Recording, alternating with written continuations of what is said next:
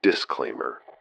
For decades, the obscure details you'll hear about were hidden by historians and powerful estates who didn't want the full story to come out. But not anymore. I cannot tell you my real name because I might get silenced.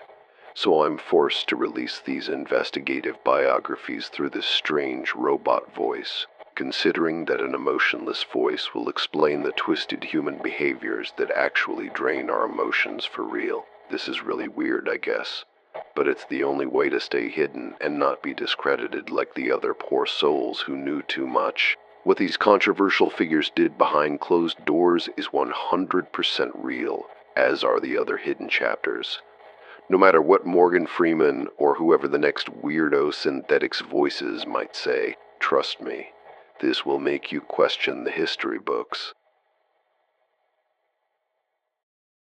The archive of the modern Middle East. Here is a man who spent 22 years locked inside a concrete cell, only to emerge and hold an entire nation in a grip of terror and negotiation. He was a prisoner who possessed more freedom of thought than his captors, a militant who quoted Hebrew poetry, and a leader who negotiated with the enemy one day and planned their destruction the next. He was so still in his methods, yet so violent in his outcomes. Yahya Sinwar was the architect of the Al-Aqsa flood, a figure who reconciled the brutal reality of the siege with the scholar's intellectual patience. He was the refugee who sought to change the map, the prisoner who turned his cage into a university, and the leader who walked through tunnels while the world watched the sky. This is the story of a man defined by the walls around him.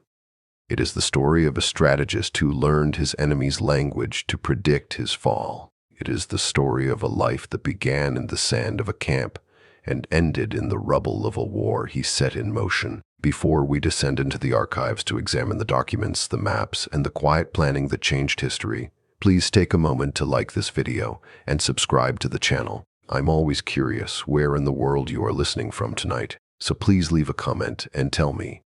And now, settle in.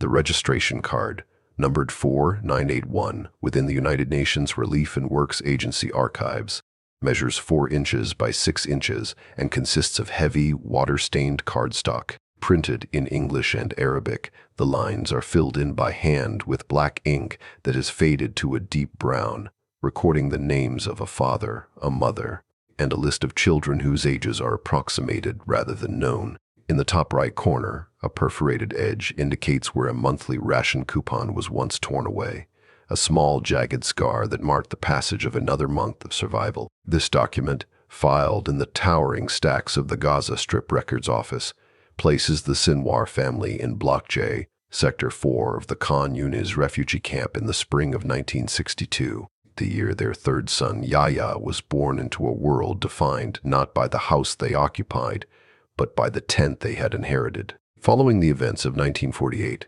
the Egyptian military administration had established a camp on the southern edge of the town of Khan Yunis, intending it as a temporary way station for the thousands of Palestinians who had fled the coastal towns of Al-Majd and Jaffa. A decade later, the temporary classification had calcified into permanence, yet the architecture remained one of transience. The 1964 Geographical Survey of the Gaza Strip, produced by the Egyptian Ministry of Housing and now housed in the Cairo Institute for Planning, depicts the camp as a grid of narrow pathways, delineated not by streets but by the spacing between the tents. The survey notes that the soil was composed primarily of loess and sand, a fine, yellow-gray dust that shifted with the wind, covering the floors of the tents and coating the skin of the inhabitants in a perpetual layer of grit. For the family, the obstacle was not merely the lack of space, but the absence of a fixed address in the memory of the world.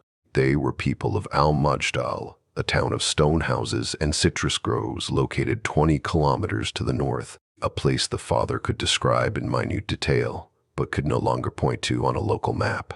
According to an oral history recorded by the Palestinian Heritage Foundation in 1998, the father, Ibrahim, kept a heavy iron key in a wooden chest beneath his cot. The key was the size of a man's hand, darkened by age and the oils of his palm, its teeth worn smooth.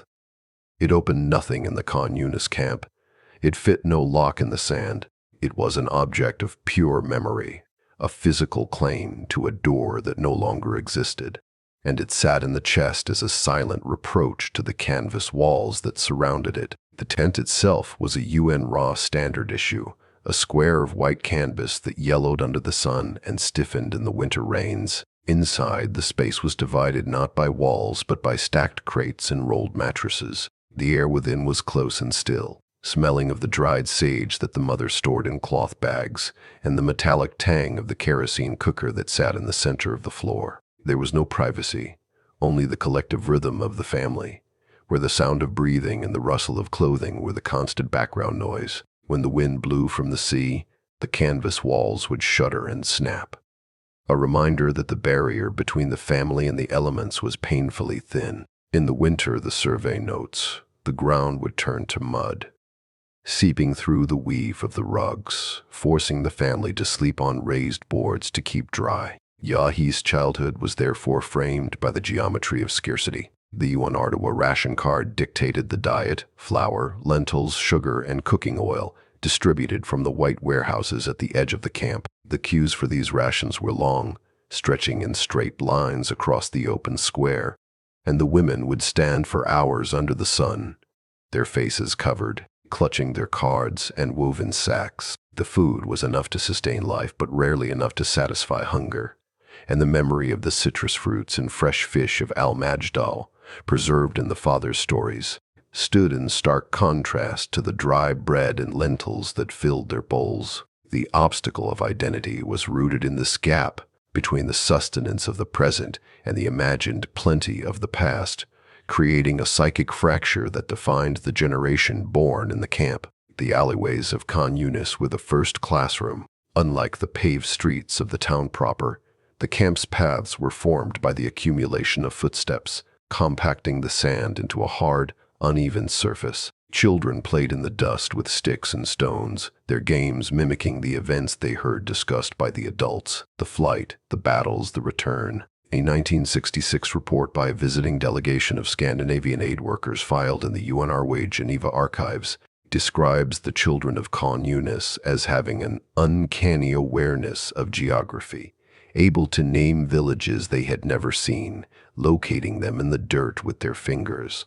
The physical reality of the camp was small, confined by military orders and barbed wire, but the mental map they inhabited was vast, stretching across the border into a history that was rapidly receding. As the boy grew, the tent was eventually replaced by a structure of mud brick and corrugated tin, a permanent upgrade that signaled a resignation to the long-term nature of their exile. The construction of these brick houses changed the sensory experience of the camp. The light that once filtered through the canvas now struck hard surfaces, casting sharp, angular shadows in the alleyways. The walls were thick and cool, blocking the worst of the midday heat, but they also closed off the view of the horizon. The sense of being contained, of living in a maze of low ceilings and narrow passages, became the fundamental spatial logic of his life. The house was a fortress against the elements, but it was also a cell within the larger prison of the camp, a physical manifestation of the obstacle that stood between the refugee and the homeland. The identity of the child was forged in the tension between the key that opened nothing and the walls that surrounded everything. He was a son of the camp, speaking the distinct dialect of the Gaza refugee. Yet he was also the inheritor of a claim to a land that existed only in the oral tradition and the ink of the registration card. The documents in the archives show a boy who was small for his age, quiet and intensely observant, his eyes tracking the movements of the Egyptian soldiers who patrolled the perimeter and the UN officials who counted the population. He moved through the sand and the mud, carrying the weight of a history he had never witnessed, his feet firmly planted in the soil of Khan Yunis, while his mind occupied the ruins of Al-Majdal. The handwritten charter of the Majd unit, dated to the autumn of 1986 and preserved in the Hamas Archives collection in Gaza City, consists of 7 pages of lined notebook paper, bound together with a simple piece of twine. The text is written in a blue ballpoint pen, the script small and crowded, filling each line from margin to margin with clauses that define the structure, purpose, and penalties of the organization. Article 4 of the Charter establishes the mandate, the identification, surveillance, and neutralization of individuals suspected of providing information to the Israeli General Security Service, known as the Shin Bet. The document is not a declaration of war against a foreign army, but a manual for the purification of the internal community, a bureaucratic blueprint for a struggle that would take place in the alleyways and living rooms of Gaza. The formation of this unit fell to a small circle of young men who had grown up in the refugee camps, among them Yahya Sinwar, whose name appears in the charter as a founding member of the Khan Yunis branch. The Israeli intelligence assessment of the period, declassified in 2012 and held in the Israel State Archives under file number SB 1987 GZ44, describes the Majd as a parallel police force that operated entirely in the shadows. The Shin Bet officers, writing in clipped Hebrew, noted that the unit maintained detailed ledgers on suspected collaborators, recording not only their names and addresses but their habits, their financial situations, and their vulnerabilities. These ledgers, seized during later raids and now stored in restricted military archives, show a meticulous attention to detail. The entries written in code to protect the identities of both the suspects and the investigators. The work of the Majd was procedural, methodical, and profoundly isolating. A typical investigation began not with an accusation but with a pattern. A young man who had been arrested and released quickly.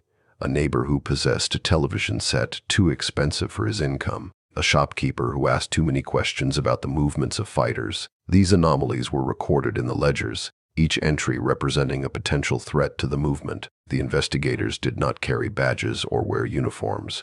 They carried the weight of knowledge that could not be shared. According to testimony gathered by the Palestinian Human Rights Monitoring Group in the 1990s, the members of the Majd unit would hold their meetings in the back rooms of mosques or in the basements of private homes, the windows covered with heavy cloth to prevent anyone from seeing inside. The atmosphere in these rooms was thick with cigarette smoke and the tension of unspoken suspicions, the air stale and close. The process of verification was rigorous and, in its own way, deeply formal. The unit required 2 independent sources of evidence before an accusation could be formalized, a standard borrowed from traditional Islamic jurisprudence. A surveillance log from early 1987, photographed and included in the Israeli military court records for the trial of Majd members, shows the detailed tracking of a single suspect over a period of 3 weeks. The log records the times the suspect left his house, the people he met, the duration of each conversation, and the license plate numbers of any vehicles he entered. The handwriting is precise, almost clinical. The numbers and observations arranged in neat columns that betray no emotion, no hint of the violence that might follow if the evidence warranted action. The goal of the unit was the protection of the movement's secrecy, but the obstacle was the pervasiveness of the Shin Bet's network. By the late 1980s, the Israeli intelligence apparatus had recruited hundreds of collaborators within the Gaza Strip, using a combination of blackmail, financial incentive, and the threat of imprisonment. The collaborators were everywhere, in the universities, in the hospitals, in the mosques, and their presence created an atmosphere of profound paranoia. The Majd unit operated within this fog of uncertainty, forced to distinguish between genuine threat and innocent coincidence. The psychological burden of this task was immense. The investigators were not hunting strangers. They were examining their own neighbors, their classmates, their relatives. The suspect in the surveillance log was a man from the same block as the investigator, a man whose children played in the same alleyways. The tools of the trade were simple and readily available. A small notebook, easily concealed in a pocket, served as the primary repository of observations. A pair of binoculars, purchased from a hardware store, allowed for observation from a distance. The most important instrument, however, was patience. The Majd investigators spent hours waiting, watching, and listening. The Israeli Shin Bet assessment notes that the unit's members were highly disciplined and difficult to turn, citing their deep ideological commitment and their tight-knit social bonds. The unit was built on a foundation of personal trust, its members drawn from the same families and neighborhoods, bound together by a shared history of displacement and a common language of sacrifice. The moment of confrontation, when it came, was a heavy and solemn affair. The Majd Charter specifies that an accused collaborator be allowed to confess and repent, a provision intended to offer a path back to the community. The testimonies collected by the Human Rights Monitoring Group describe sessions that lasted for hours, the investigators sitting with the accused, reciting the evidence, and waiting for an admission of guilt. The rooms where these sessions took place were stripped of all but the most essential furniture: a table, a few chairs, a bare light bulb hanging from the ceiling. The walls were bare, the floor concrete, the environment designed to eliminate distraction and focus the mind on the gravity of the situation. There was no shouting, no physical coercion in these initial stages, only the weight of the evidence and the silence of the room. The sentences handed down by the Majd unit were recorded in a separate set of ledgers, the entries marked with a single word in red ink: muta, or executed. The red ink was a later addition to the files, a visual distinction that separated the final judgments from the ongoing investigations. The bodies of those executed were often left in public spaces with a note pinned to their clothing, a warning to others who might consider collaboration. The notes were handwritten, the script clear and deliberate, the message brief and unequivocal. According to the Israeli military court transcripts, the members of the Majd unit did not take pleasure in these sentences. They viewed them as a grim necessity, a surgical intervention to prevent a greater infection. The moral weight of this work settled heavily on the shoulders of the young enforcers. They were not yet 25 years old, yet they held the power of life and death over their neighbors. The ledgers they maintained were not abstract records. They were lists of names that corresponded to faces seen every day in the market, voices heard in prayer, children seen playing in the street. The goal of purity, of a movement untainted by betrayal, required a constant vigilance that eroded the boundaries between public duty and private life. The investigator could never fully relax, never fully trust, never allow himself the luxury of unguarded conversation. The obstacle of infiltration meant that every interaction was a potential threat, every friendship a potential liability. The Majd unit grew in scope and sophistication throughout the late 1980s.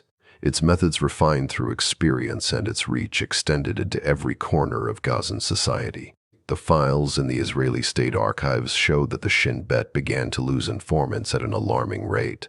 The network of collaborators decimated by the systematic work of the internal security apparatus. The young loyalists had achieved their goal of protecting the movement, but the cost was the creation of a world in which trust was a luxury and suspicion was the default posture. The ledgers grew thicker, the red ink more frequent, and the silence in the back rooms of the mosques more profound. The purity of the movement had been secured, but it was a purity purchased with the currency of perpetual vigilance, a debt that could never be fully repaid. The architectural blueprints for Wing 3 of the Sheva prison, filed with the Israeli Prison Service Construction Division in 1969 and now archived in the State of Israel Archives under reference number IPS Build 1969-112, specify that each isolation cell measures 1.8 meters in width by 2.4 meters in length, with a ceiling height of 2.6 meters. The walls are constructed of poured concrete,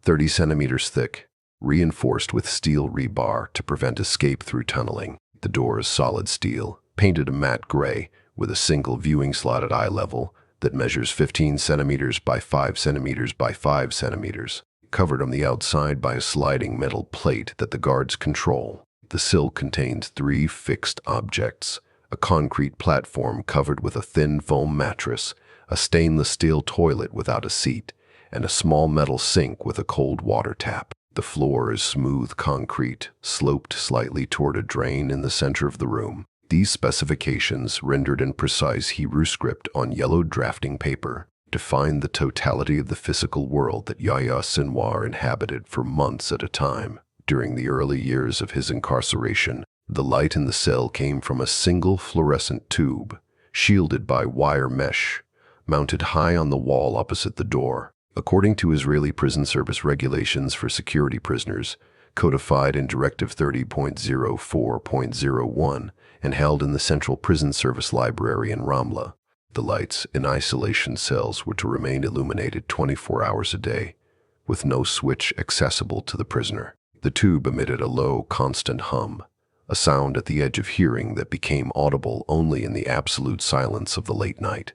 The light itself was harsh and blue-white, casting sharp shadows from every object, bleaching the color from the concrete walls, and making the passage of time visible only through the changing of the guard shifts and the arrival of meals through the slot in the door. The prisoner had no way to extinguish this light, no way to create the darkness necessary for natural sleep, and thus developed the ability to sleep with his arm across his eyes, blocking the glare with his own body. The air in the cell was stale and temperature-controlled, pumped in through a ventilation grate near the ceiling. In the summer, the air conditioning was often turned off as a punitive measure, and the concrete box would retain the heat of the Negev desert, the walls radiating warmth like a kiln. In the winter, the concrete grew cold and damp, the moisture condensing on the walls and floor, creating a thin film of water that the prisoner mopped up with his blanket. The smell of the cell was a combination of industrial cleaning agents, the metallic tang of the toilet, and the unwashed bodies of the men who had occupied it before. There was no fresh air, no breeze, no scent of rain or dust or cooking food, only the sealed atmosphere of a concrete box. The monotony of this environment was absolute. The days were marked by the delivery of 3 meals, a cup of tea and a piece of bread at dawn, a plate of rice or lentils at midday, and a small portion of vegetables or cheese in the evening. The meals arrived on plastic trays that were slid through the slot in the door, accompanied by the clatter of metal against metal. The prisoner ate with his fingers or with a plastic spoon that was collected after each meal to prevent it from being sharpened into a weapon. The tea was served in a thin plastic cup that cracked easily, the tea itself bitter and overbrewed, the sugar rationed to a single small packet. Between meals, there was nothing to do but stand, sit, or lie on the mattress. The walls offered no texture to study, the floor no pattern to trace. The mind, confronted with this emptiness, began to manufacture its own stimulation. The solution to the obstacle of monotony was a deliberate and rigorous program of mental discipline. According to interviews conducted by the Palestinian Prisoners Association in 2015 and archived in their Ramallah collection, Sinwar developed a daily schedule that filled every hour with purpose. He rose before dawn, washing himself with cold water from the sink, and performed the morning prayers on his mattress, his body oriented toward Mecca through an act of mental calculation rather than physical observation. He then recited the Quran from memory, working through a single page each day, repeating the verses until they were fixed in his mind with perfect accuracy. The Quran was not a physical book in the isolation cell. It was a structure of memory, preserved through the repetitive recitation that filled the silence of the room. The afternoon hours were dedicated to studying. The Israeli prison service allowed security prisoners to receive books from the prison library, a collection of Arabic language texts that had been screened for security content. The books arrived one at a time, handed through the slot in the door, their covers worn and their pages soft from repeated reading by previous prisoners. Sinwar read each book slowly, absorbing not just the content but the structure of the arguments, the use of language, and the logic of the author. According to his own account, later recorded in the memoirs of released prisoners and held in the Gaza Heritage Foundation archive, he would close the book after finishing it and reconstruct the entire text in his mind, summarizing each chapter in order, testing his retention against the physical object on his lap. The evening hours were reserved for physical exercise. The cell offered no space for running or stretching, so Sinwar developed a routine of isometric exercises that could be performed standing in place. He tensed and released each muscle group in turn, counting the repetitions in his head, building strength through resistance against his own body. The physical exertion created a fatigue that made sleep possible despite the constant light, and it provided a sense of agency in an environment where the prisoner controlled nothing else. The concrete floor was hard and unyielding beneath his bare feet, the air thick with his own breath and sweat. The true expansion of mental space occurred through the study of Hebrew. The prison library contained a small collection of Hebrew language books, and the guards often left behind discarded newspapers. Sinwar collected these scraps, hiding them in his mattress, studying the letters and words in the hours after the evening head count. He had no dictionary, no teacher, no grammar guide, only the raw text of a language he did not speak. He began by matching the Hebrew words to their Arabic equivalents, building a lexicon on scraps of paper that he concealed in the cracks of the concrete walls. The process was slow and painstaking, each word a victory against the silence of the cell. The novel that Sinwar later wrote, The Thistle and the Coral, published in 2004 and held in the Arabic literature collection of the British Library, describes this experience through the voice of its protagonist. The walls, he writes, were the borders of my body, but my mind traveled beyond them.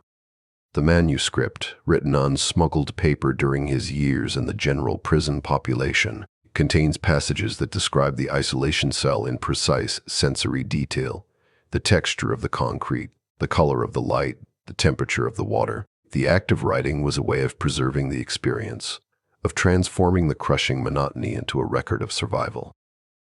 The isolation cell was not merely a cage. It was a crucible that stripped away every distraction and forced the prisoner to confront the contents of his own mind. The obstacle of the four walls created the conditions for an intense, inward-turning focus that would later define Sinwar's leadership style: the ability to think in long-term horizons, to maintain a mental map of complex operations, to endure the psychological pressure of confinement without breaking. The concrete box that measured less than 5 square meters became a monastery of the revolution, a place of study and preparation for a war that would be fought as much in the mind as on the battlefield. The light remained on, the walls remained gray, and the mind continued its work in the silence. The Hebrew language textbook, issued by the Israeli Prison Service Education Department and catalogued in the Central Prison Library Archive in Ramla, under accession number IPS-ED 1989 HEV-04, measures 20 centimeters by 14 centimeters and contains 112 pages of thick, coarse paper. The cover is blue,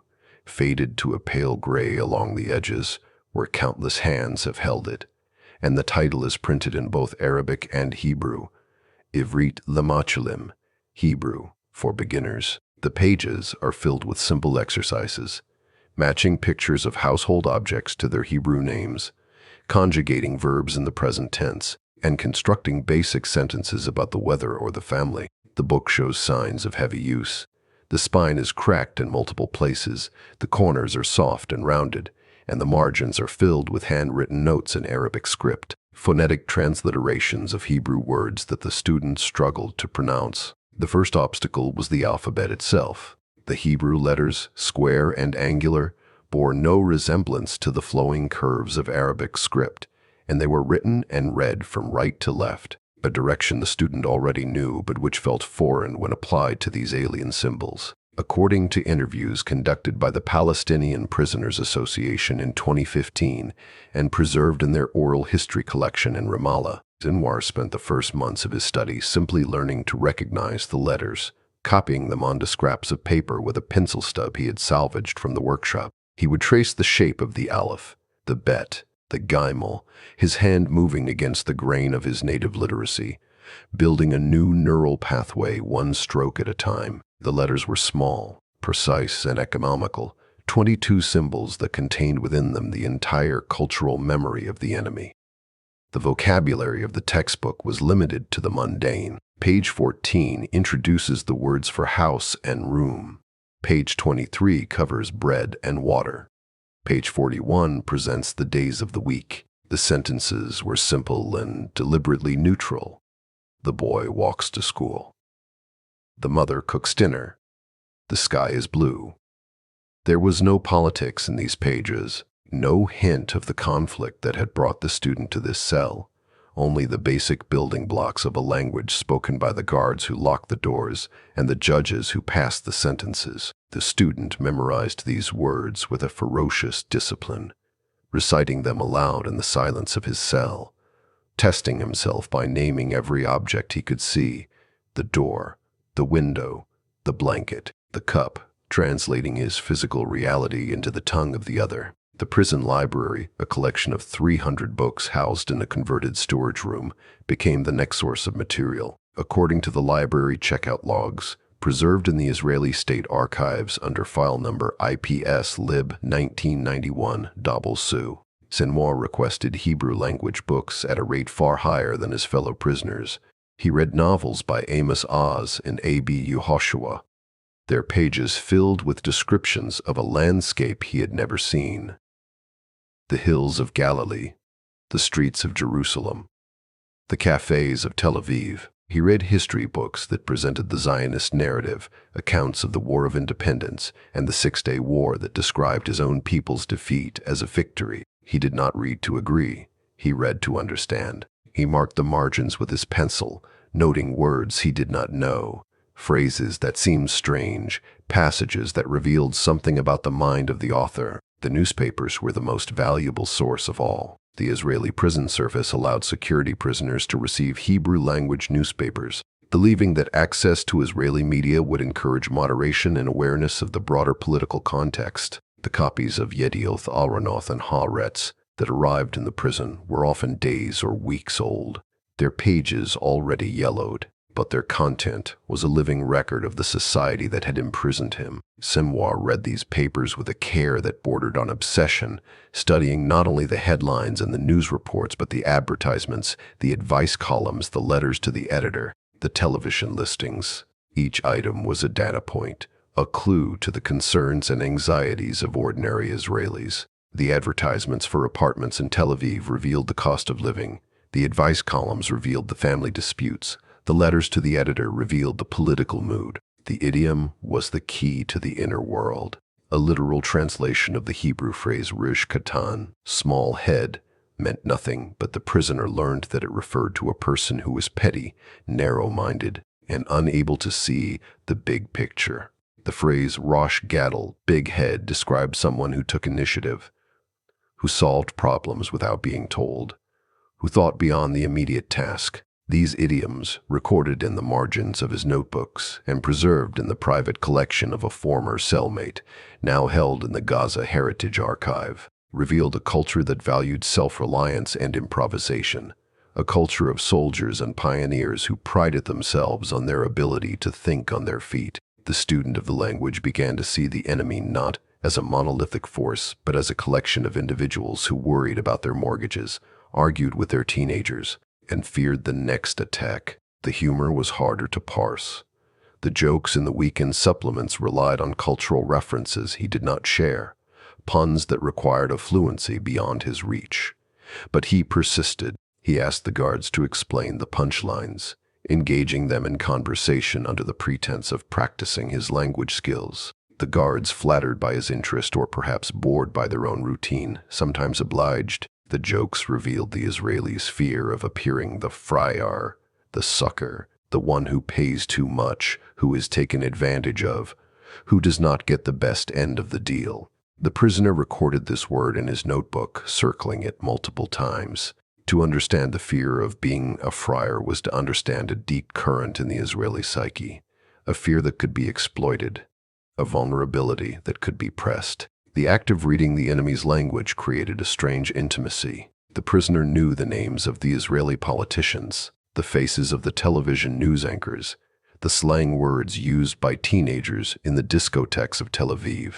He could read the obituaries of Israeli soldiers killed in Lebanon, noting the age, the hometown, the words chosen by the grieving families. He could read the interviews with the mothers of the hostages, the statements of the peace activists, the manifestos of the right-wing settlers. Each text was a thread in a vast tapestry of information, and the prisoner gathered them all, weaving his own picture of a society that was both deeply familiar and utterly alien. The language became a tool of dissection. In his writings, later published in the novel The Thistle and the Coral, and held in the Arabic literature collection of the British Library, Sinwar describes the experience of reading an Israeli newspaper as opening a window into the enemy's living room.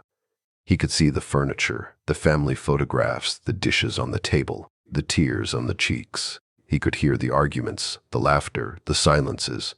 The Hebrew language was the key that unlocked this window, a key he had forged himself from the raw materials of a borrowed textbook and a pile of discarded newspapers. The obstacle of the language barrier had been transformed into a bridge. The student who had begun with a simple goal of literacy had achieved something far more profound: the ability to think in the enemy's language, to anticipate the enemy's reactions, to see the world through the enemy's eyes. The pages of the textbook, worn thin by constant use, sat on the shelf in his cell, a record of a transformation that the guards could not see. The language belonged to them, but the mastery of it belonged to him. The first edition of The Thistle in the Coral, published in 2004 and catalogued in the Arabic literature collection of the British Library under shelf mark or 14567, presents a deceptively simple cover. The book is bound in a matte, sand-colored paper, the texture coarse to the touch, designed to resemble the surface of a concrete wall or the parched earth of the Negev desert. Across the center runs a thin, jagged line of dark green, representing the thistle of the title, while below it, a wash of pale blue watercolor suggests the subterranean existence of the coral. The title is printed in the sharp, angular Arabic font that contrasts with the softness of the background, the letters black and absolute. The physical object is slender, comprising only 180 pages, yet the density of the text within, pressed onto the page with a heavy ink that bleeds slightly into the paper fibers, suggests a manuscript that was compressed by necessity, written in a cramped hand to conserve every inch of available space. The novel is a fictionalized account of the very struggle that had defined Sinwar's early life, the infiltration of the Palestinian resistance by Israeli intelligence, and the brutal, necessary work of the Majd unit. The protagonist, a young man named Ahmed, moves through a world of shadows and whispers, his life defined by the constant pressing weight of suspicion. The text does not glorify the violence of this existence, but rather treats it as a heavy, bureaucratic burden. In one passage, preserved in the original manuscript and later transcribed in the published edition held in the Dar al-Kalima library in Bethlehem, Ahmed sits in a safe house, staring at a list of names.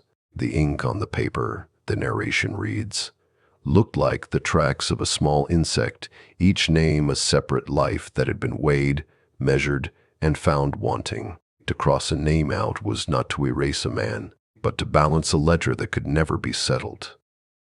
The goal of the writer was to capture the psychological reality of the collaborator and the hunter alike. The novel spends as much time inside the mind of the recruited spy as it does inside the mind of the security officer. A literary review published in the Journal of Palestine Studies, archived in the Institute for Palestine Studies collection in Washington, D.C., notes the clinical detachment of Sinwar's prose. The reviewer describes a scene where a young Palestinian, pressured by Shin Bet agents who threaten his family, agrees to provide information. The text focuses not on the dialogue, but on the sensory details of the room.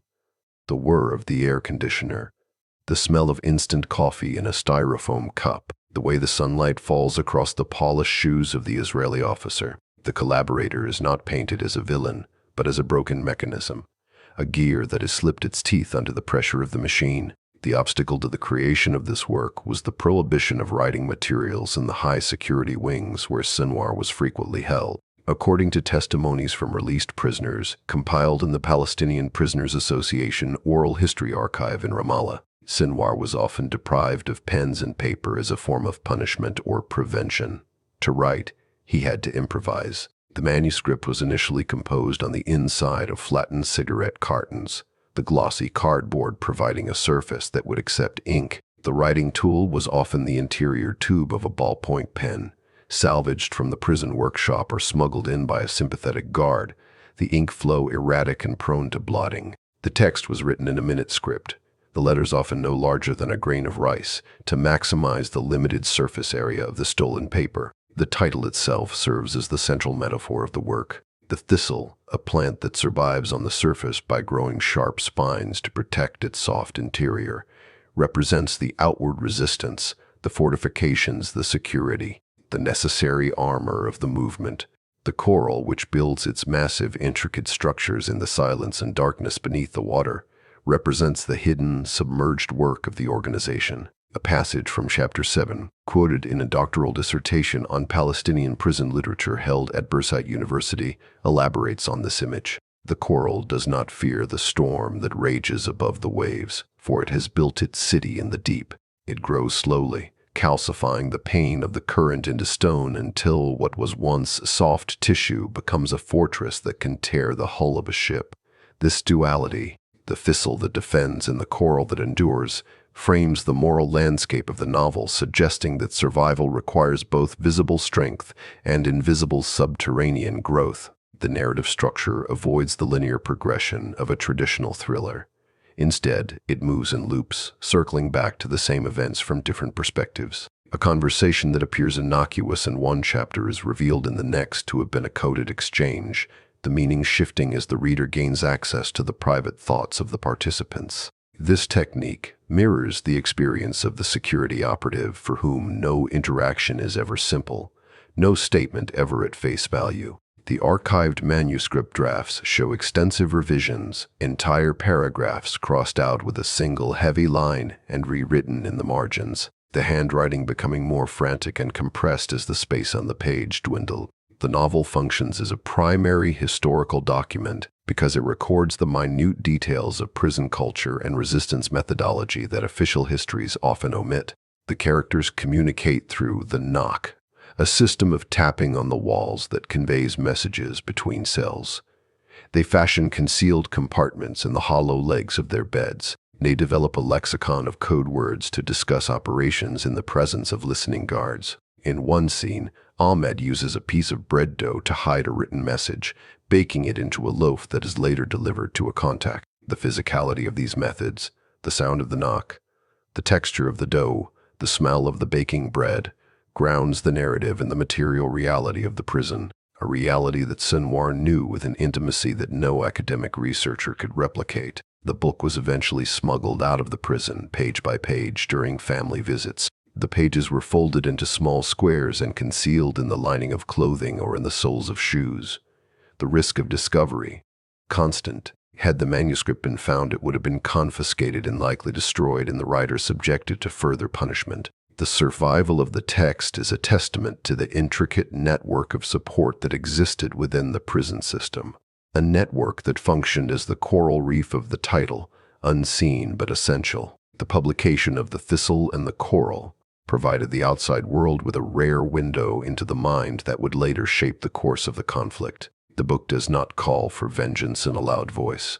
It calls for understanding the mechanisms of the enemy and the self. It treats the collaborator not as a monster to be destroyed, but as a weakness to be understood and eliminated with the precision of a surgeon. The final image of the novel is not of violence, but of the sea. The protagonist stands on the shore, watching the waves break against the reef, knowing that beneath the white foam and the turmoil of the surface, the coral continues its slow, patient work of construction.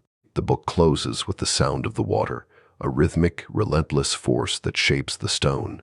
The medical file, numbered 2004 SOR 44891, and held in the archives of Soroka Medical Center in Beersheba, contains a series of black and white CT scans printed on transparent film, each sheet measuring 35 centimeters by 43 centimeters. The images show cross-sections of a human skull, the bone appearing white, the brain tissue gray, and the fluid spaces black.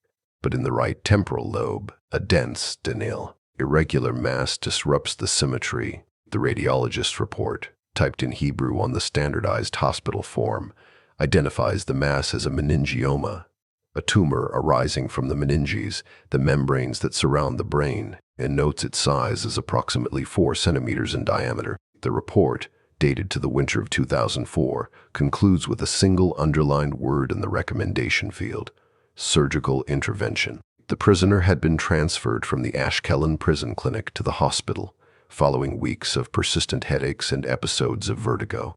According to the Israeli Prison Service transfer log, archived under file number IPS MID 204077, Sinwar was transported in a white armored van, his hands and feet shackled to a metal ring in the floor of the vehicle. The van passed through the streets of Beersheba, the city visible only through the reinforced wire mesh of the small window set into the steel door, the buildings and the people moving past in a blur of color that seemed to belong to a different world. The journey took 23 minutes, recorded by the GPS tracking system installed in the vehicle, and for the duration of that time, the prisoner sat in the darkness of the van, his head throbbing with a pain that felt like the slow tightening of a vise around his skull. The emergency room at Soroka Medical Center was a place of harsh fluorescent light and cold tile floors, the air thick with the smell of antiseptic, and the noise of monitors beeping, intercoms announcing codes, and the murmur of voices speaking in Hebrew, Arabic, and Russian. The prisoner was placed on a gurney in a curtained bay, the curtain made of a thin green fabric that offered no soundproofing, and 2 guards stood at the foot of the bed, their rifles held across their chests. A young doctor in blue scrubs performed the initial examination, shining a penlight into the prisoner's eyes to check the reactivity of his pupils, his gloved fingers pressing against the sides of the neck to feel for swollen lymph nodes. The doctor asked questions in Arabic. His name, the date, the location, and the prisoner answered, his voice flat and controlled, even as the pain behind his right eye seemed to pulse in time with his heartbeat. The surgical theater occupied a separate wing of the hospital, accessible only through a set of double doors that opened with a hiss of compressed air. The room was kept at a temperature of 18 degrees Celsius, the cold air circulating through vents in the ceiling to inhibit the growth of bacteria. In the center stood the operating table, a narrow platform covered with sterile blue sheets, positioned beneath an array of high-intensity lamps that cast a shadowless white light onto the surface below. The surgical instruments, scalpels, retractors, clamps, and suction tubes were arranged on a metal tray covered with a green cloth, each tool in its designated place, the steel glinting under the lamps. According to the surgical report filed by the attending neurosurgeon and preserved in the hospital's Department of Neurosurgery records, the operation began at 9:17 in the morning and lasted for 4 hours and 12 minutes. The procedure required the removal of a section of the skull, a craniotomy, to access the tumor beneath. The surgeon used a high-speed drill to cut through the bone, the sound of the bit against the skull, a high-pitched whine that was audible even through the sterile drapes that shielded the patient's face from his own view. The tumor was adherent to the dura mater, the tough outer membrane of the brain, and had to be carefully separated from the surrounding tissue to avoid damage to the brain itself. The operative notes described the dissection as tedious and delicate, the surgeon working in millimeters, pausing frequently to cauterize small bleeding vessels with an electrocautery tool that emitted a thin wisp of smoke and the smell of burning tissue. The patient's vital signs, heart rate, blood pressure, and oxygen saturation were displayed on a monitor at the head of the table, the numbers and waveforms updating in real time, a digital representation of the life that hung in the balance. The anesthesia was administered through an intravenous line in the prisoner's arm, a plastic tube connected to a bag of clear fluid that hung from a stand beside the table. The drugs induced a state of unconsciousness so deep that the patient felt nothing, remembered nothing, existed in a void of black silence while the surgeon worked inside his head. The body lay still on the table, the chest rising and falling with the mechanical assistance of a ventilator, the only sign of life, the steady beep of the heart monitor. For those 4 hours, the prisoner was not a leader or a fighter or an enemy. He was a collection of biological systems, a machine made of flesh and blood, temporarily broken and being repaired by the hands of a man who belonged to the other side. The recovery room was quieter, the lights dimmed, the smell of antiseptic replaced by the scent of clean linen. The prisoner woke slowly, the anesthesia fading like a tide pulling back from the shore, leaving behind a dull ache at the site of the incision and a bandage wrapped around his head. The guards were still there, seated in chairs against the wall, their eyes on the prisoner, their hands resting on their weapons. A nurse checked the intravenous line, adjusted the flow of fluids, and recorded the vital signs on a chart clipped to the end of the bed. The prisoner did not speak, but his eyes moved around the room, taking in the details, the pattern of the ceiling tiles, the shape of the window, the face of the clock on the wall, storing each image as if it were a precious commodity. The pathology report, filed 3 days later and held in the hospital's laboratory information system under accession number PATH 2004-88112, classified the tumor as benign, a grade I meningioma with no evidence of malignancy. The prognosis was good. With complete resection, the likelihood of recurrence was low, and the patient could expect a full recovery. The discharge summary, signed by the attending physician on the 5th day after surgery, recommended a period of convalescence, regular follow-up imaging, and avoidance of stress. The prisoner was transferred back to the prison infirmary, his head still wrapped in bandages, his movements slow and careful, the wound beneath the gauze still knitting together. The wound itself was closed with stainless steel staples, small metal clips that held the edges of the skin in place until the tissue could heal. The staples were cold to the touch, a row of tiny bridges spanning the gap where the scalpel had passed. According to the prison medical log, the staples were removed 10 days after the surgery, the procedure performed by a prison doctor in the clinic.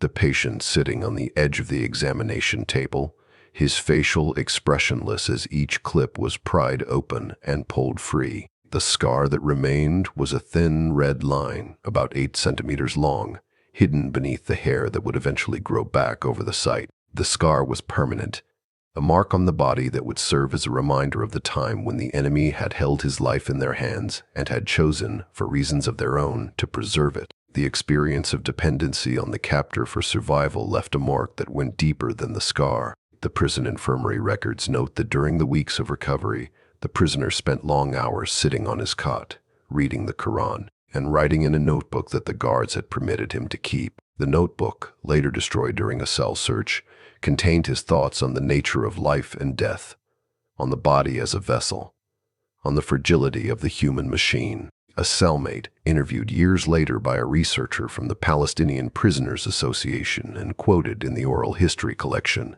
recalled that Sinwar spoke often of the surgery during those weeks, describing the sensation of waking up in an enemy hospital, surrounded by enemy doctors and enemy guards, and owing his continued existence to the skill of a surgeon who, in another context, he might have been ordered to kill. The recovery was complete, but the psychological reckoning was not. The tumor had been an obstacle that the body could not overcome on its own, an obstacle that required submission to the enemy's technology and the enemy's mercy. The prisoner had survived, but he had survived because the enemy had decided that he should survive.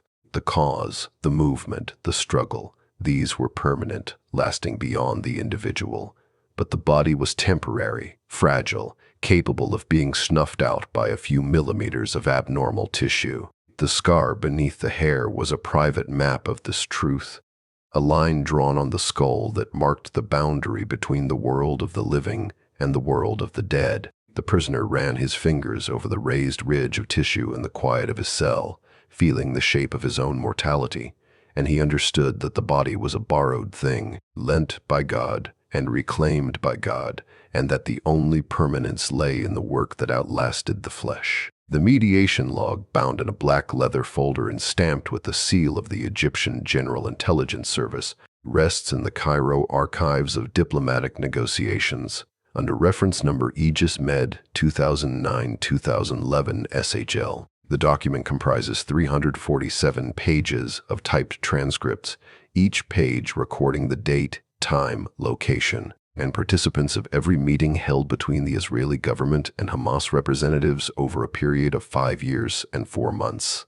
The earliest entry is dated to the summer of 2006, the handwriting of the stenographer small and precise, recording the initial demand made by the Palestinian delegation, the release of 1,027 Palestinian prisoners in exchange for a single Israeli soldier, Gilad Shalit, who had been captured near the Kerem Shalom crossing on the morning of June 25. The soldier's identification card, photographed and circulated by the Israeli military after his capture, shows a young man with light brown hair and a shy smile, his face still soft with youth. The card lists his name, his rank, his unit, and his serial number, but the image itself became the central object of the negotiation, a single human face that carried the weight of a nation's attention. The Israeli government, responding to public pressure from the Shalit family and their supporters, established a war room in Tel Aviv, the walls papered with maps of Gaza,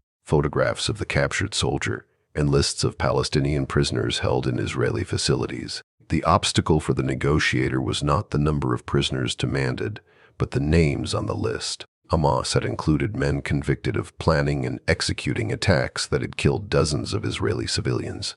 Men whom the Israeli public regarded as terrorists with blood on their hands. The first rounds of negotiation took place in Cairo, in a conference room on the 3rd floor of the Egyptian intelligence headquarters. a building constructed of gray concrete and surrounded by high walls topped with barbed wire. The room was furnished with a long mahogany table, 20 leather chairs, and a single water pitcher that was refilled by a silent attendant in a white jacket.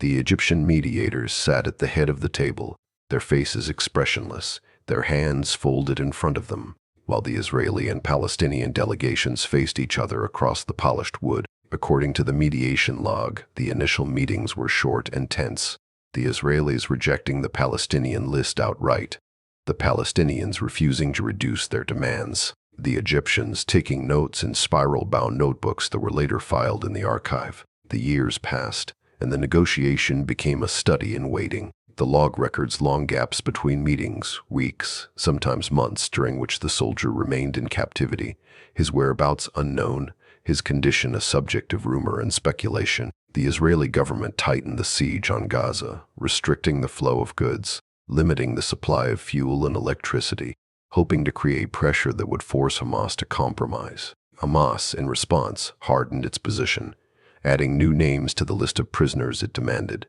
raising the price of the trade. The obstacle grew larger with each passing year.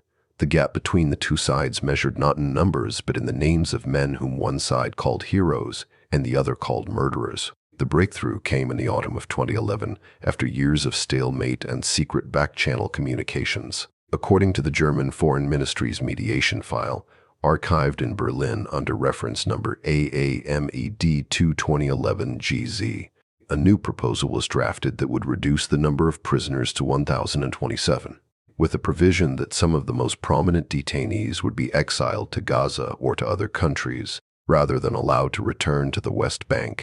The proposal was typed on cream-colored stationery, the text in German with Hebrew and Arabic translations attached, the words chosen with care to satisfy both sides' need for a public victory. The final negotiation session took place in Cairo on the evening of October 11, 2011. The mediation log records the room number as 302, the start time as 9:47 p.m., and the duration as 6 hours and 23 minutes.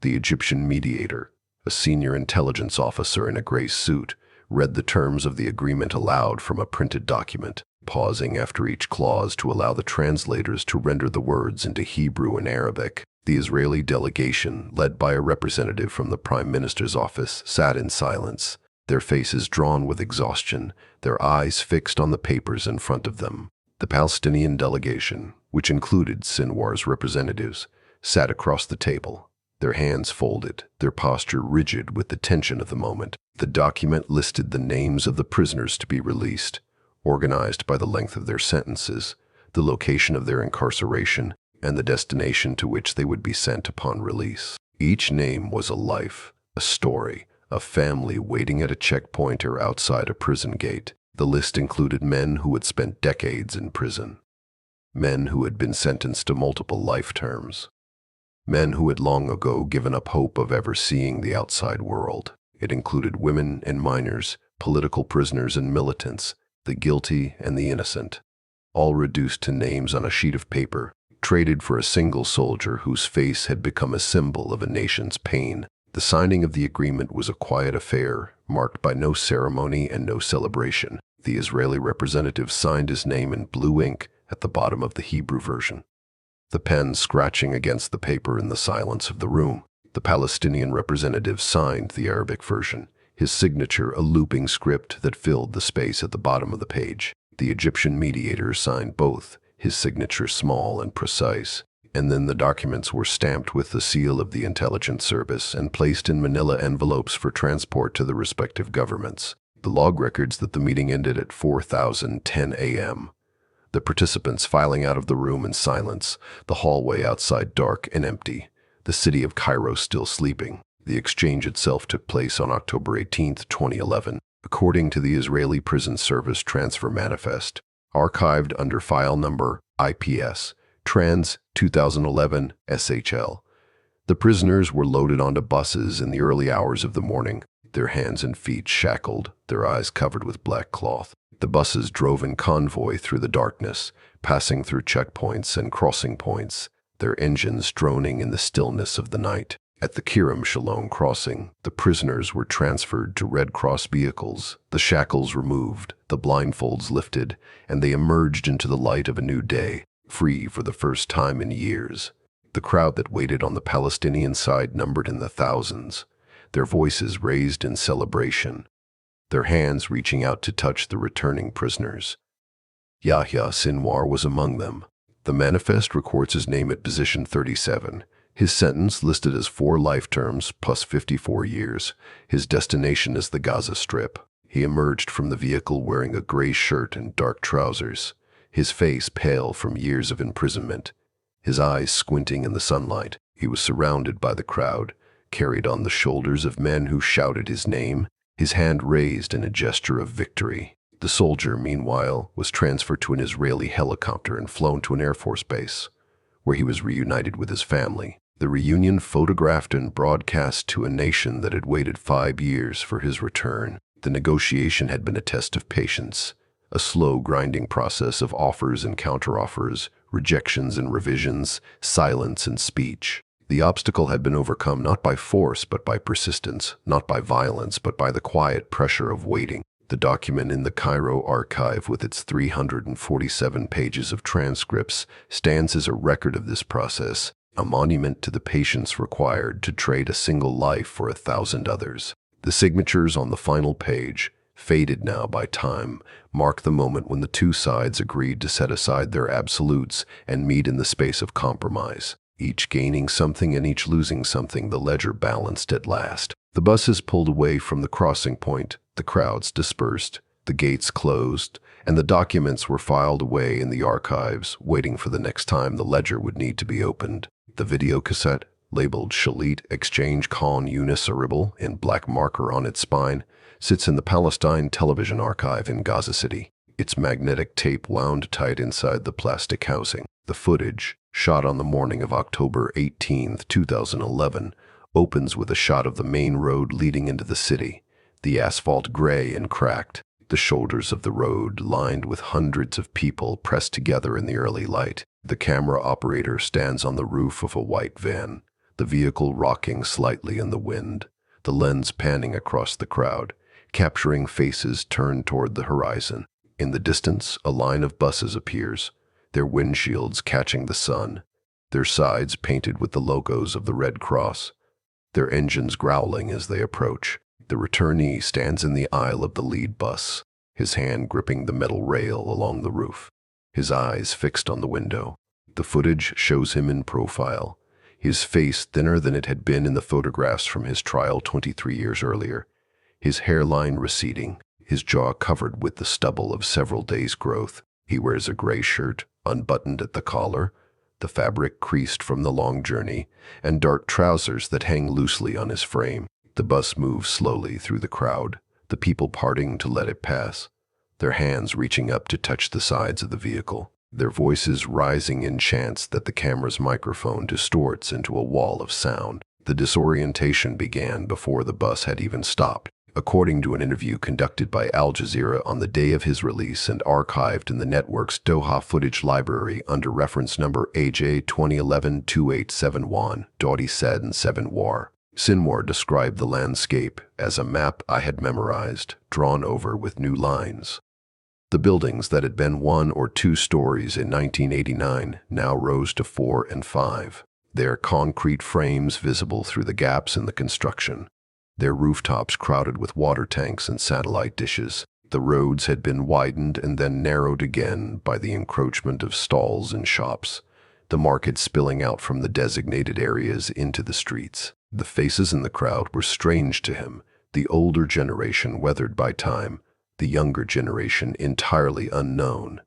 Children who had been born and grown to adulthood while he sat in his cell, counting the hours. The bus came to a stop in the central square, the crowd pressing against the doors, the returnee descending the steps into the arms of the people. The video footage shows him being lifted onto the shoulders of the crowd, his body disappearing beneath a sea of hands, his face appearing briefly above the heads, his arm raised in a gesture of acknowledgement. He was carried toward a platform that had been erected in the center of the square, a wooden structure draped with green flags and banners bearing the names of the released prisoners, the wood creaking under the weight of the men who climbed onto it. The microphone on the platform was a handheld device, its plastic casing cracked, its cord trailing across the stage to an amplifier powered by a generator that hummed in the background. The returnee took the microphone, his knuckles white around the handle, and began to speak. The audio recording, preserved in the Palestinian Broadcasting Corporation archive in Ramallah,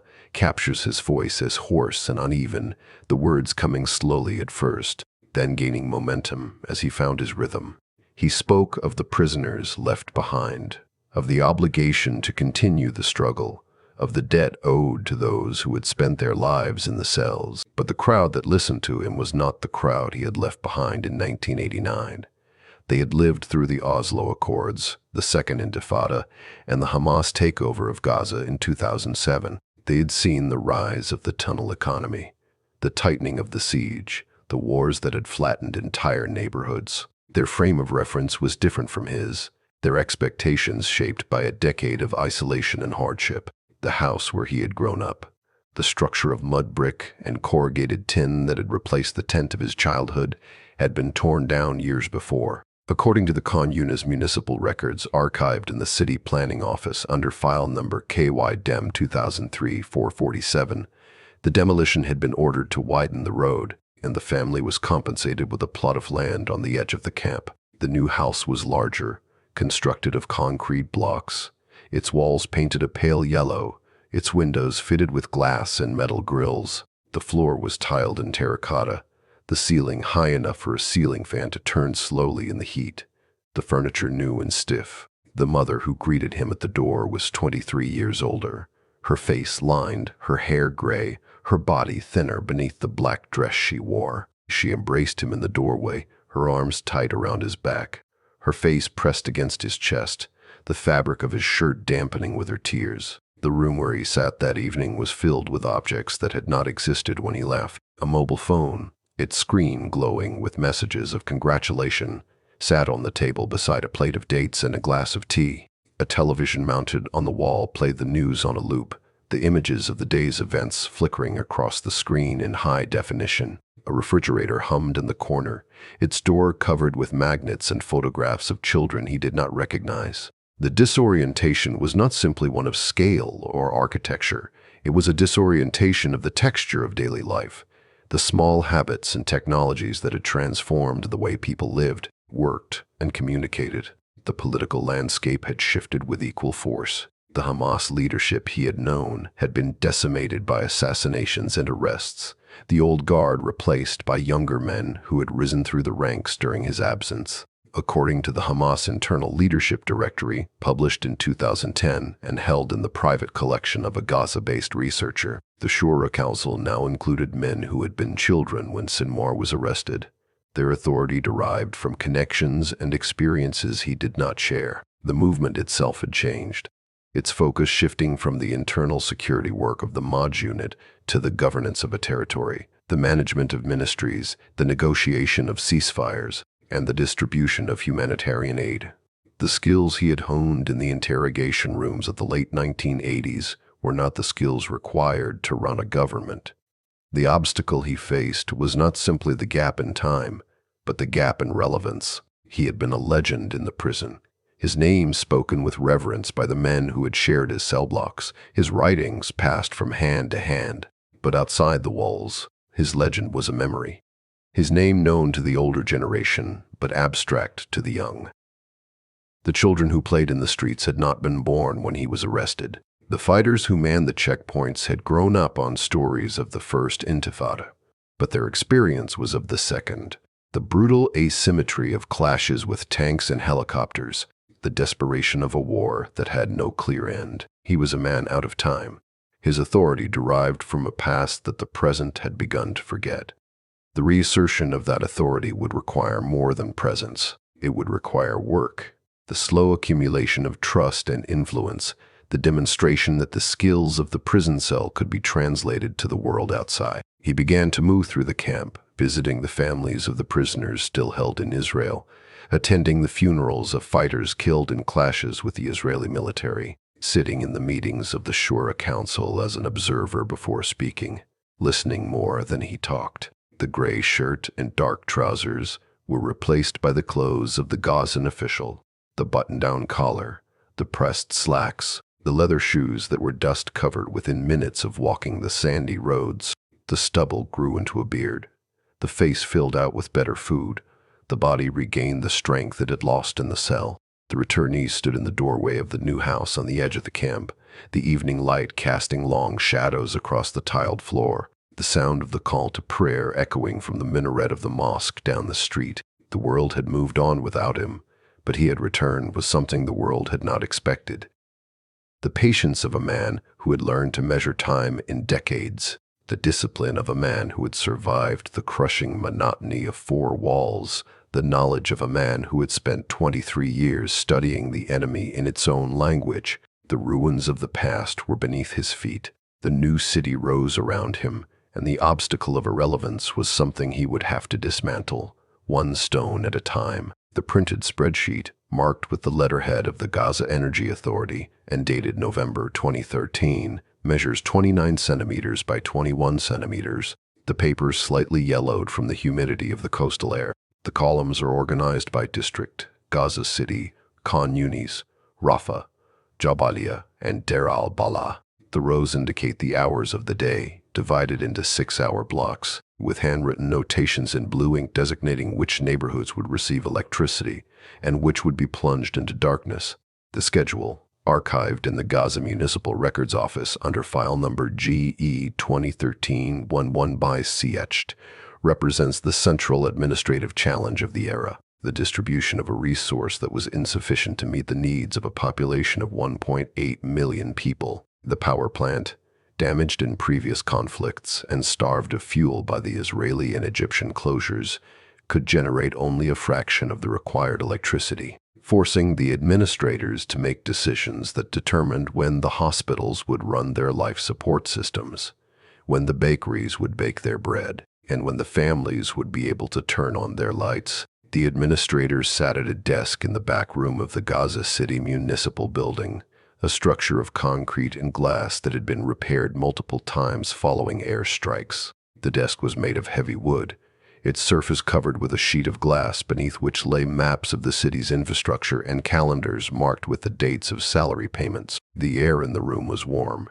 the air conditioning unit silent because the power had been diverted to the intensive care unit at the Sheva hospital 3 kilometers away. According to the minutes of the administrative meetings held by the Hamas government in 2014 and preserved in the Palestinian Legislative Council archive in Gaza City, the primary budgetary discussion was not about ideology or military strategy, but about the procurement of fuel and the payment of salaries for the 40,000 civil servants who kept the territory from collapsing into anarchy. The obstacle of the siege manifested itself in the ledger of the Ministry of Finance. The rows of numbers, written in Arabic script in thick-bound books that sat on the shelves of the ministry's accounting office, showed a persistent deficit. The tax base had been eroded by the closure of the borders, the destruction of factories, and the prohibition on exports. The administrator, whose role had shifted from the commander of a security unit to the overseer of a bureaucracy, was forced to find revenue in the margins of the economy. The tunnels beneath the southern border with Egypt provided one source: a customs form from the Tunnel Authority, dated 2012, and held in a private collection of Gazan economic documents. Lists the items brought into the strip: bags of cement, rolls of steel rebar, crates of refrigerator motors, and motorcycles. Each item bore a stamp from the Hamas Customs Office, a small purple circle with the Arabic word for paid, indicating that a fee had been collected and entered into the central treasury. The collection of these fees required a network of clerks and inspectors who worked in the heat and dust of the tunnel entrances. The administrator made periodic visits to the Rafah area, his convoy of black SUVs kicking up clouds of sand as it moved along the border road. He would emerge from the vehicle, his shoes immediately covered in dust, and inspect the manifests presented to him by the tunnel operators. The receipts he signed were simple pieces of paper, the text in black ink authorizing the release of goods into the market. The revenue from these customs duties was used to pay the salaries of the civil servants, the teachers in the schools, the doctors in the clinics, and the garbage collectors in the streets. The money was counted in the back room of the ministry. Stacks of Israeli shekels and American dollars placed in envelopes and distributed by hand. The physical transfer of cash necessitated by the inability to use international banking systems.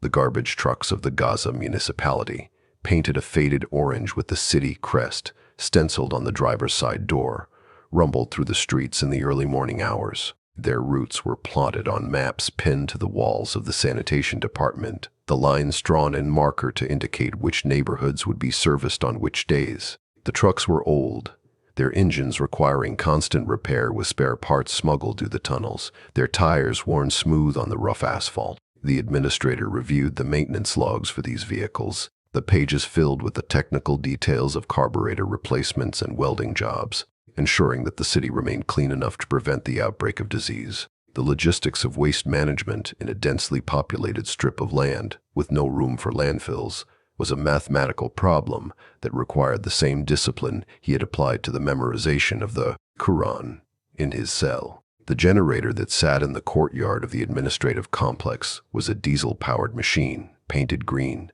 its exhaust pipe rising above the roofline. It rumbled to life whenever the main power grid failed, a violent shudder that vibrated through the concrete floor of the offices.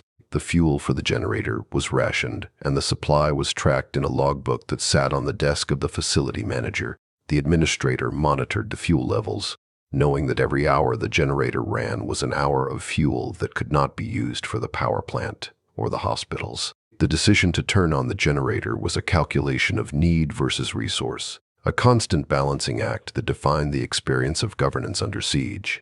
The resistance tax, a levy collected from businesses and wealthy individuals to support the military wing, was recorded in a separate set of ledgers, the covers unmarked to maintain secrecy. The collection was not always voluntary. A letter from a merchant association in Gaza City, dated 2015 and archived in the Gaza Chamber of Commerce files, complains of the financial burden imposed by the tax, the squeeze on profits in an economy that was already suffocating. The administrator listened to these complaints in his office, the petitioners sitting in chairs across from his desk, their hands folded in their laps. He explained the necessity of the expense, the cost of rockets and tunnels, and salaries for fighters. But he also negotiated, reducing the levy in cases of genuine hardship, preserving the social contract that kept the population from turning against the government. The role of the administrator required him to be present in the mundane details of the city's life. He inspected the water treatment plants where the pumps hummed and the smell of chlorine hung in the air. He visited the schools, where the children sat at wooden desks in classrooms heated by gas stoves in the winter. He walked through the markets, where the stalls were piled with goods from the tunnels, the vendors calling out their prices in the crowded alleys. The obstacle of the siege was not a single event, but a continuous pressure, a weight that pressed down on every aspect of the administration, forcing him to find solutions to problems that had no good answers. The electricity schedule on the wall of the Energy Authority was a map of life in Gaza. The white spaces on the spreadsheet indicated the hours of light. The dark spaces, the hours of darkness. The administrator studied this map, looking for inefficiencies, for ways to redistribute the load, to give an extra hour of power to a neighborhood that had been without refrigeration for too long. The power lines that crisscrossed the sky, the transformers that hummed on the utility poles, the meters that counted the kilowatts in the homes. These were the instruments of his governance, the tools he used to keep the city alive. The siege was the obstacle, the administration was the goal, and the spreadsheet was the record of the struggle, the numbers on the page representing the hours of light that had been wrested from the darkness. The generator in the courtyard fell silent as the main power grid came back online, the sudden quiet settling over the complex like a held breath. The engineering blueprint, printed on translucent vellum paper and marked with the stamp of the Gaza Municipality Public Works Department, shows a cross-section of earth beneath the city streets. The drawing, dated 2016 and held in the Gaza Infrastructure Archives under reference number GWP 2016-2-44, depicts three distinct layers: the topsoil rich with organic matter and debris, a middle layer of clay and silt known locally as terra rossa, and a deeper stratum of sedimentary rock that runs like a spine beneath the coastal plain. Cut through these layers is a circular tunnel, 2 meters in diameter, its walls reinforced with concrete panels bolted into the earth. The measurements are precise. The depth is marked as 18 meters below the surface. The gradient is calculated at a 2% decline for water drainage, and the ventilation shafts are indicated by small dotted lines that rise vertically toward the sky. The blueprint represents not a single passage, but a node in a vast network, a transportation system designed to exist beneath the threshold of the visible world. The soil of Gaza is composed primarily of loess, a fine, silty sediment that has been carried by wind from the deserts of the Sinai and deposited over millennia along the Mediterranean coast. The soil is soft when dry, easily scooped by hand, but when it encounters water, it hardens into a dense clay that resists the shovel and the pickaxe. The geological survey conducted by the Palestinian Water Authority in 2014 and archived in their Ramallah headquarters under file number PWAJEO 2014 GZ describes the water table as lying at an average depth of 5 meters below the surface in the coastal areas and 15 meters in the central regions. The tunnel builders had to dig below the water table, where the earth is perpetually damp and the risk of collapse is constant, or they had to construct their passages between the surface and the water line, navigating a narrow band of earth that provided only partial protection from the sensors and cameras above. The pickaxe was the primary tool of excavation. The implement, a steel head mounted on a wooden handle, measured 40 centimeters from tip to tip, its weight balanced to deliver maximum force with each swing. The laborer who wielded the pickaxe worked in shifts, his body contorted in the low space, the head of the tool striking the earth with a rhythmic thud that echoed through the tunnel. The debris from the excavation was collected in burlap sacks, each sack holding approximately 20 kilograms of soil, and carried out of the tunnel on the backs of workers who moved in a human chain from the face of the excavation to the surface. The sacks were emptied in remote areas or mixed with construction materials to avoid detection, and the earth from the depths spread across the ground above as if it had always been there. The air in the tunnels was thick and stagnant, the oxygen levels depleted by the respiration of the workers and the combustion of any lamps or generators used in the deeper passages. The ventilation system consisted of flexible plastic ducts 20 centimeters in diameter that snaked along the ceiling of the tunnel, connected to electric fans at the surface that drew fresh air down into the depths. A technical manual for tunnel ventilation, published by the Hamas Engineering Corps in 2015 and seized by Israeli forces during the 2014 conflict, held in the Israel Defense Forces Intelligence Archive, under reference number IDF-INT 2014 TM07, specifies the required airflow for tunnels of various lengths and diameters. The manual includes calculations for the placement of vents, the capacity of fans, and the use of passive ventilation shafts that rely on the differential in temperature between the surface air and the tunnel air to create a natural draft. The darkness in the tunnels was absolute. The only light came from battery-powered torches mounted on the helmets of the workers or from portable LED lamps placed on the ground at intervals. The light from these sources cast long shadows on the curved walls, the beams reflecting off the damp surfaces in halos of yellow and white. A worker who spent hours in the tunnel adapted to the darkness, his pupils dilating to their maximum width, his other senses sharpening to compensate for the lack of visual information. The sound of dripping water, the smell of the earth, the feeling of the air currents on the skin. These became the markers of orientation in a space where the usual cues of the sun and the horizon were absent. The tunnel network extended for hundreds of kilometers beneath the Gaza Strip, a parallel infrastructure that connected the cities, the refugee camps, the military compounds, and the border areas. The passages were wide enough for a man to walk upright in some sections, while in others they narrowed to a crawl space that required the traveler to slide on his stomach. The walls were lined with concrete in the most heavily used corridors. The panels manufactured in clandestine factories inside Gaza and transported into the tunnels on small carts that ran on metal rails. The rails themselves, salvaged from abandoned Israeli settlements or smuggled through the border crossings, were bolted to the floor of the tunnel, providing a smooth surface for the movement of heavy loads. The strategist walked these tunnels in the years following his release from prison. His knowledge of the underground network was not merely theoretical. He had visited the construction sites, inspected the engineering, and walked the completed passages. The obstacle of aerial surveillance, the drones that circled overhead, the satellites that photographed every square meter of the surface, was neutralized by the depth of the earth. The sensors that could detect the vibrations of footsteps or the electromagnetic signatures of electronic devices were countered by layers of insulation and the discipline of silence. The tunnel was a world where the enemy could not see, a space of invisibility that allowed for the movement of weapons, the storage of supplies, and the planning of operations without the constant pressure of the gaze from above. The concrete panels that lined the walls bore the marks of their manufacture. The surface was rough, the texture of the wooden forms visible in the hardened cement, the edges chipped where the panels had been pried from their molds. The panels were rectangular, 60 centimeters wide and 120 centimeters tall, their thickness varying between 8 and 12 centimeters depending on the structural requirements of the section.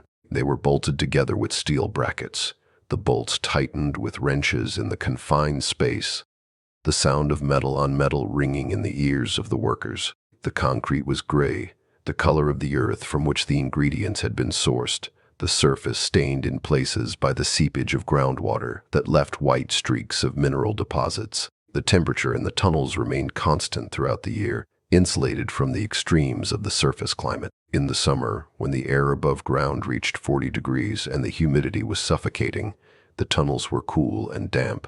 In the winter, when the rain turned the streets to mud and the wind cut through the thickest clothing, the tunnels were warm and still. The thermal stability made the underground network a refuge, a place where the body could rest from the assault of the elements, where the mind could focus on the tasks at hand without the distraction of physical discomfort. The strategist sat in a room carved from the earth, a table and chairs the only furniture, a map of the region spread before him, the sounds of the surface muffled by meters of soil and stone. The time in the tunnels passed differently. The absence of natural light disrupted the circadian rhythm, the internal clock that regulated the cycle of waking and sleeping. The workers and the fighters who lived in the underground spaces relied on their watches and their schedules to mark the passage of the hours. The distinction between day and night reduced to a change in the numbers on a dial. A diary entry from a tunnel guard, dated 2017, and included in a collection of documents published by the Al-Mazan Center for Human Rights in Gaza, records the sensation of losing track of time. I have been below for 3 days, or perhaps 4.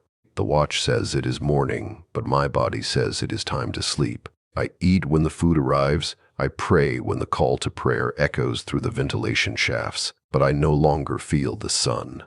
The network was a city beneath a city, a mirror of the world above, inverted into the earth. The tunnels had their own traffic patterns, their own rules of right-of-way, their own logistical challenges. They had their own soundscape, the hum of the ventilation fans, the drip of water, the rumble of the carts on the rails, the footsteps of the men who walked the passages. They had their own smell, the damp earth, the concrete, the sweat of the workers, the diesel exhaust from the generators. They had their own light, the artificial glow of the lamps, the shadows on the walls, the occasional shaft of sunlight that penetrated through a ventilation opening, a pillar of illumination that pierced the darkness like a spear. The strategist moved through this world with the confidence of a man who had found a space where the rules of the surface did not apply, a space where the obstacle of the enemy's superiority in technology and firepower was neutralized by the simple physics of depth and darkness. The entrance to the tunnel was hidden beneath the floor of a house, the hatch covered with a rug and a table. The strategist descended a ladder into the darkness, his hand on the rungs, his body disappearing into the earth. The door closed above him, the light vanished, and the underground city opened before him, a labyrinth of passages that extended in every direction, a silent world of stone and silence where the plans for the future were being laid. The air was cool on his skin, the darkness absolute, the sound of his footsteps the only noise in the stillness. He walked into the depths, his figure swallowed by the tunnel, the earth closing over his head. The black leather armchair in the reception hall of the Hamas government offices in Gaza City faced a large, wall-mounted Samsung television screen, the remote control resting on the glass-topped table beside a cup of cold tea. The screen, tuned to Israeli Channel 12 news, displayed a split-frame graphic. On the left, the Knesset floor in Jerusalem, filled with suited lawmakers shouting across the aisle. On the right, a scrolling ticker of red text summarizing the latest coalition crisis. The volume was low, the Hebrew words a murmur in the quiet room, but the analyst watched the screen with a stillness that suggested he was absorbing every syllable, every gesture, every shift in the lighting of the studio. The obstacle he faced was not the language. He had mastered that in the prison cells, but the chaotic, mercurial nature of Israeli politics, a system that seemed to eat its own leaders with regularity. The notebook on the table, its cover worn soft from handling, contained pages of handwritten notes in Arabic, transcribing the names of Israeli politicians, their parties, and their polling numbers. Dated entries from the spring of 2019, corresponding to the first of 4 Israeli elections in 2 years, detailed the collapse of the Likud party's dominance and the rise of the Blue and White Alliance. The analyst drew lines connecting the names, creating a web of alliances and rivalries, a diagram of the enemy's internal fractures, according to a transcript of a closed-door meeting with Hamas leadership, archived in the Gaza City Political Bureau collection, under reference number HPB 2019-44 INT. Sinwar described the Israeli political system as a machine with stripped gears,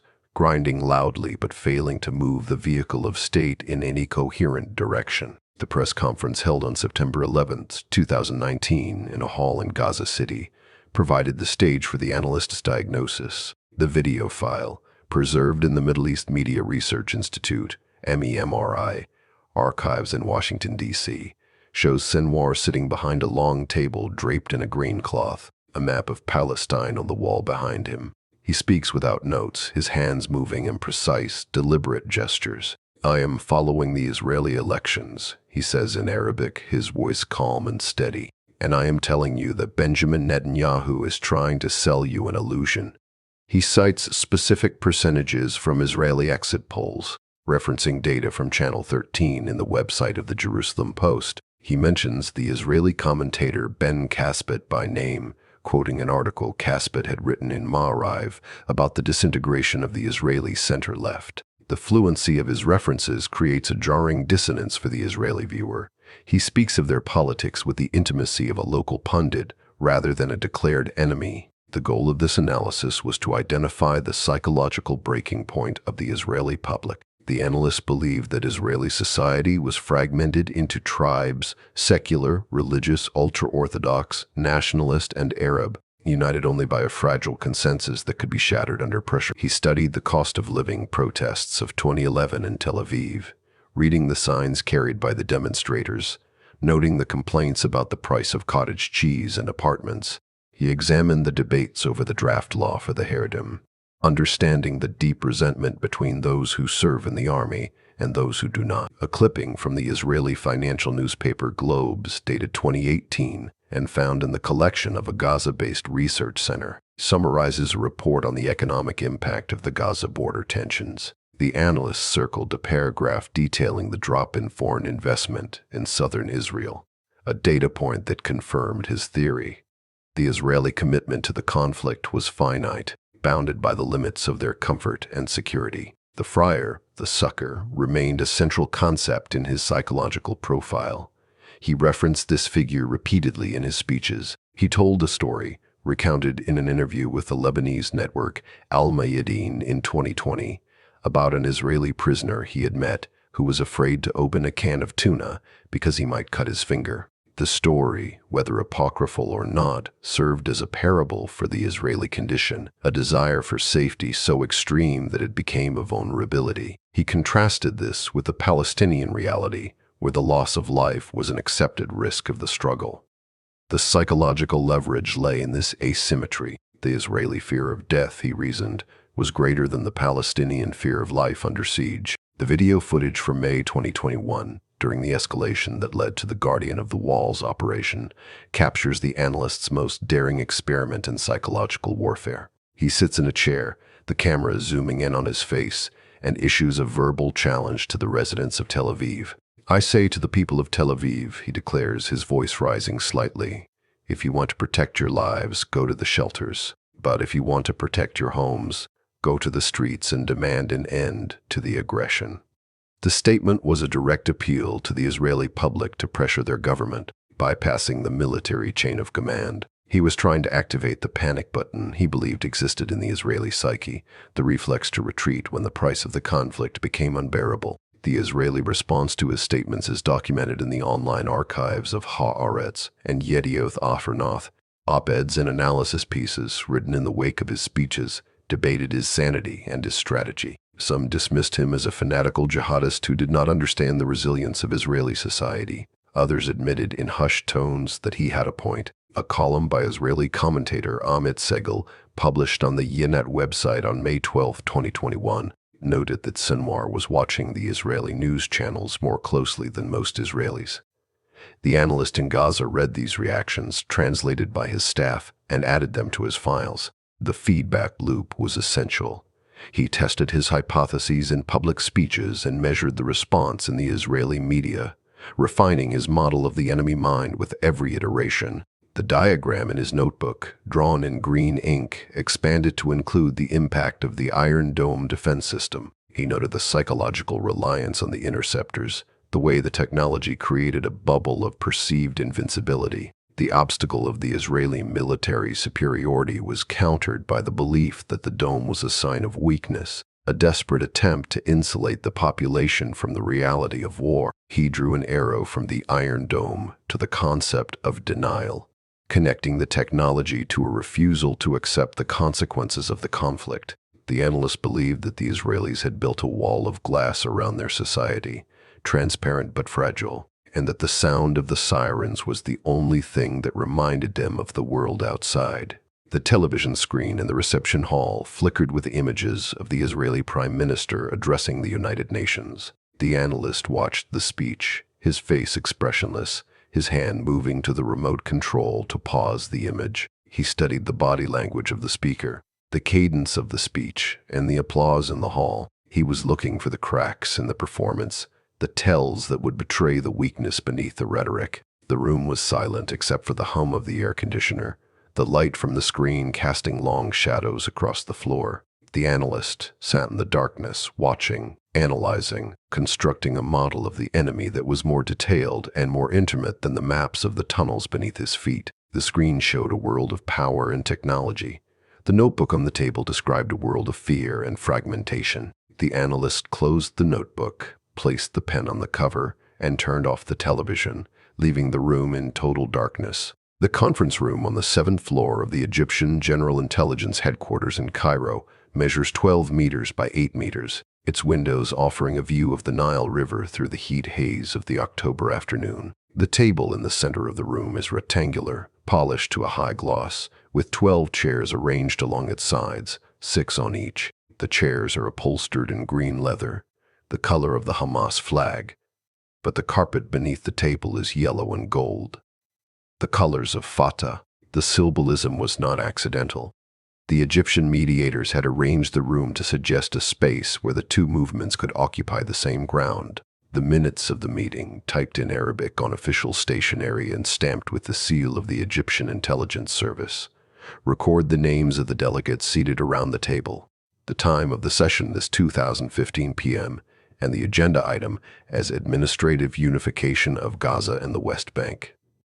The delegates from Fatah wore Western suits, their ties knotted tightly at their collars, their faces clean-shaven. The delegates from Hamas wore open-collared shirts, their beards trimmed short, their jackets casual. The visual distinction between the two delegations was a shorthand for the ideological divide that had split the Palestinian national movement into two separate governments, two separate security apparatuses, and two separate visions of the future. The 2017 Cairo Agreement, of which these minutes form a part, is held in the Palestinian Liberation Organization Negotiations Affairs Department Archive in Ramallah, filed under reference number PLO 2017 Rec. Guy. The document outlines the terms of a reconciliation that would dissolve the Hamas Administrative Committee in Gaza, transfer control of the border crossings to the Palestinian Authority, and schedule elections for a unified government. The obstacle to this unity was not merely political, but physical, inscribed in the infrastructure of the Gaza Strip, the border crossing at Rafah, the only gateway to Egypt, had been controlled by Hamas since the events of June 2007. The gates were heavy steel, painted blue, operated by hydraulic mechanisms that required specialized training to use.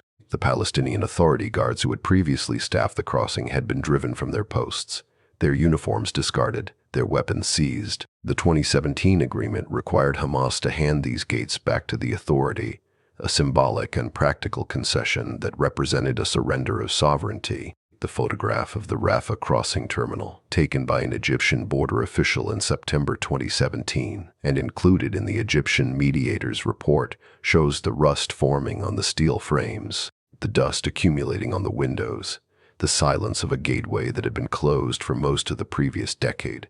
The division between the two movements had its roots in the elections of January 2006, when Hamas won a plurality of seats in the Palestinian Legislative Council, a victory that stunned the international community and the Fatah-led presidency. The election results, certified by the Central Elections Commission and archived in their Gaza City headquarters under file number CEC 2006 final, showed Hamas winning 74 of 132 seats, while Fatah won only 45. The ballot papers used in that election were printed on white cardstock, the names of the candidates listed in black ink beside the symbols of their parties. A golden horse for Fatah, a crescent and star for Hamas. The voters had marked their choices with a black pen, drawing a line through the symbol of their preferred candidate. The papers were counted by hand in the polling stations, stacked in bundles of 100 and sealed in cardboard boxes that were transported to the central counting center in Ramallah. The result was a democratic mandate that the international community refused to accept, isolating the Hamas government and setting the stage for the violent confrontation that followed. The events of June 2007, known in Fatah as the Gaza coup and in Hamas as the Gaza liberation, were recorded in a series of internal reports prepared by the Fatah security leadership in the weeks leading up to the fighting. The reports, leaked to the press and archived in the collection of the Institute for Palestine Studies in Washington, D.C., describe the gradual escalation of tension between the two movements, the skirmishes at the universities, the assassinations of activists on both sides, and the burning of media offices. The final confrontation took place over 4 days in the second week of June. The fighting concentrated in the neighborhoods of Gaza City and the refugee camps of the Central Strip. The Fatah's security compounds, once the headquarters of the Preventive Security Force, became the sites of the last stands. Their walls pockmarked with bullet holes, their gates blown open with explosives. The compound of the Preventive Security Force in Gaza City, a sprawling complex of concrete buildings surrounded by a high wall, had been built with American funding in the 1990s as part of the Oslo peace process. The buildings were designed to house the intelligence apparatus of the Palestinian Authority, the men who coordinated with the Israeli security services and the CIA to combat the very Islamists who now stormed the gates. When the fighting ended, the Hamas flag was raised above the main building, a green banner with the Shahada written in white script, flapping in the wind above the rooftops. The flag remained there for the next 16 years, a declaration of ownership that no reconciliation agreement could erase. The negotiations in Cairo in 2017 attempted to address the legacy of this conflict through language. The text of the agreement, 12 pages long, uses the phrase national consensus 14 times, as if repetition could conjure the unity that had been destroyed. The document calls for the formation of a national reconciliation government that would administer the Gaza Strip until elections could be held. It specifies that the government would assume responsibility for electricity, water, health, and education, the same administrative tasks that Sinwar had been managing through his own bureaucracy. The agreement required Hamas to dissolve its administrative committee, the parallel government it had created earlier that year, and to recognize the authority of the Palestinian Authority in Gaza. The signature page, signed by the delegates on October 12, 2017, shows 14 signatures, 7 from each side. The ink still dark and legible. The implementation of the agreement, however, faltered almost immediately. The Palestinian Authority refused to lift the sanctions it had imposed on Gaza to pressure Hamas. The salaries of the civil servants remained unpaid, and the electricity supply remained intermittent. The crossings were not fully transferred, the elections were not scheduled, and the flag continued to fly above the preventive security compound. The obstacle was not the text of the agreement, but the reality on the ground. The years of mistrust and violence that had accumulated between the two movements like sediment in a pipe. The handshakes that had been exchanged in Cairo, documented in the photographs taken by the official Egyptian photographer, had been firm and formal. But the eyes of the delegates did not meet. The delegates looked past each other, their gazes fixed on the cameras, on the mediators, on the door through which they would leave the room and return to their separate worlds. The tragedy of the division was measured in the daily lives of the people who lived under it. The family in Khan Yunis, whose son worked for the authority in Ramallah and could not visit his parents in Gaza without a permit. The merchant in Gaza City, whose goods were held at the crossing because the coordination between the two sides had broken down. The student in the West Bank could not obtain his transcripts from the university in Gaza because the educational systems were no longer integrated. The suffering was not dramatic, not the stuff of headlines, but it was constant, a low-grade fever that weakened the body of the society. The partisan, watching the delegates from his seat at the table, understood the costs of the division. He had spent years in Israeli prisons, side by side with Fatah members, sharing bread and blankets, debating strategy and theology. The bonds formed in those cells were real, forged in the shared experience of confinement. But the bonds had been broken by the events of 2007, by the killings, the betrayals, the exiles. The goal of unity remained, a phrase in every speech, a clause in every agreement. But the obstacle of the past stood between the two movements like a wall of concrete and steel. The chairs in the conference room remained occupied, the documents remained signed, and the flags continued to fly in separate skies. The partisans stood at the window of the room, looking out at the Nile, the river flowing past the city, the water moving in a single stream that did not divide itself against the current. The diplomatic cable, marked with the seal of the Qatari Ministry of Foreign Affairs and classified as confidential, measures 29 centimeters by 21 centimeters. The paper heavy and cream-colored, the text printed in Arabic in a serif font. The document dated November 2021 and held in the private archive of the Qatari mediator Mohammed Al-Ahmadi, summarizes the terms of an arrangement that had been negotiated over the course of several months. The arrangement called for the transfer of $30 million in cash to the Gaza Strip every month, the funds to be used for the payment of salaries to Hamas civil servants, the provision of fuel for the power plant, and the distribution of humanitarian aid to the poor. The cable, referenced in the Qatar Papers collection held at the Brookings Doha Center, lists the names of the Israeli and Hamas representatives who had agreed to the terms, though neither side ever signed a formal treaty. The suitcases that carried the cash were black, made of hard-sided polycarbonate, each measuring 68 centimeters in height. The money was packed in bundles of United States Federal Reserve notes, 100 bills per bundle. Each bundle wrapped in a white paper band stamped with the denomination and the seal of the issuing bank. The suitcases were loaded onto a Qatari Air Force C-130 transport plane at Doha International Airport, the aircraft painted in the gray and maroon livery of the Qatari military, its cargo bay configured to carry pallets of supplies. The flight plan, filed with the Egyptian Civil Aviation Authority and archived under reference number EGYCA 2021 QTR 447, listed the destination as El Arish Airport in the Sinai Peninsula, approximately 40 kilometers from the Gaza border. The obstacle to direct transfer was the refusal of the Israeli government to allow money to pass through its borders into the hands of Hamas. The solution was a route that passed through Egypt, using the Nitzana border crossing and then the Rafah crossing, and the funds were transferred from the Qatari plane to armored vehicles operated by the Egyptian intelligence service. The Qatari mediator Mohammed Al-Ahmadi photographed the transfer process on his personal mobile phone. The images were later shared with journalists and archived in the Gaza Economic Documentation Project. The photographs show the suitcases being loaded into white Toyota Land Cruisers with tinted windows, the vehicles surrounded by Egyptian soldiers in desert camouflage, their faces obscured by sunglasses and scarves against the dust. The pragmatist in Gaza monitored the arrival of the funds from his office in the government compound.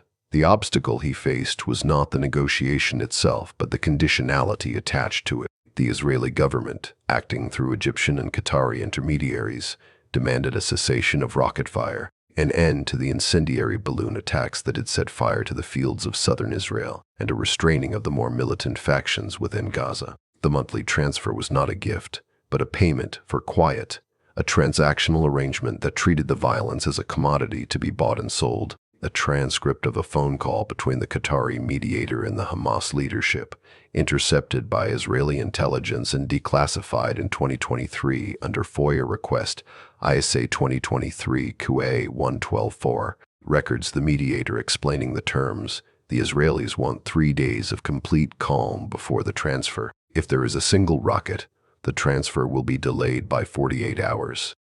The counting of the money took place in a secure room in the Rafah crossing terminal. The bills were counted by hand by representatives of the Hamas finance ministry, the stacks of $100 bills arranged on a wooden table, the sound of the paper rustling the only noise in the room, the receipts signed by the Hamas representative, a simple document on plain white paper, acknowledged the receipt of $30 million in cash and listed the denominations: $280,000 $100 bills, $140,000 $50 bills, and the remainder in 20s and 10s.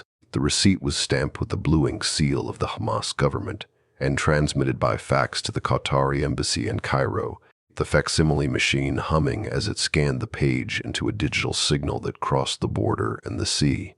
The disbursement of the funds was recorded in a ledger kept in the office of the Hamas finance minister. The ledger, a large book with a green cover and lined pages, recorded the names of the civil servants who received their salaries, the amounts paid, and the dates of payment. The average salary for a Hamas employee was 1,500 shekels, approximately $450, paid in the Israeli currency that circulated alongside the Jordanian dinar and the United States dollar. The lines in the ledger were written in Arabic script, the numbers precise, the columns straight. The pragmatist reviewed the ledger each month, checking the totals, ensuring that the funds had been distributed according to plan and that the quarters had been purchased at the agreed price. The electricity schedule that governed the power supply in Gaza was also a subject of quiet diplomacy. The fuel for the power plant was purchased with Qatari funds. The diesel delivered by truck through the Kerem Shalom crossing. The tankers painted white and marked with the logo of the fuel company. The delivery manifest, held in the archives of the Gaza Energy Authority under file number GEA222FUE8, records the quantity of fuel delivered, the date of delivery, and the Israeli coordination number assigned to the shipment. The fuel allowed the power plant to operate for 8 hours a day, providing 6 hours of electricity to the grid. The remaining hours were powered by the lines from Israel and Egypt. The pragmatist tracked the fuel deliveries with the same attention he gave to the cash transfers, understanding that the lights in the homes of Gaza were as important to the stability of his government as the weapons in the hands of his fighters. The negotiation of the truce was conducted through text messages passed between the Qatari mediator and the Israeli security officials in Tel Aviv. The messages, exchanged on the encrypted application WhatsApp, were concise and businesslike. A message from Al-Ahmadi dated May 2022, archived in the Qatari diplomatic correspondence file, reads, "The brothers in Gaza have confirmed the cessation of all actions from their side. They await the signal for the transfer." The response from the Israeli side, relayed through the Egyptian intelligence service, came 2 hours later. "The south is quiet. The transfer is approved for tomorrow." The text messages were the modern equivalent of the letters that had once passed between kings and sultans, the same language of condition and concession, the same bargaining over lives and livelihoods. The pragmatist addressed the public in Gaza in a speech delivered on May 18, 2021, during the ceasefire that ended the 11-day conflict of that month. The video of the speech, preserved in the Hamas Media Office archive, shows him standing at a podium in a hall filled with supporters, his voice calm, his tone conciliatory. He thanks the Qataris for their support.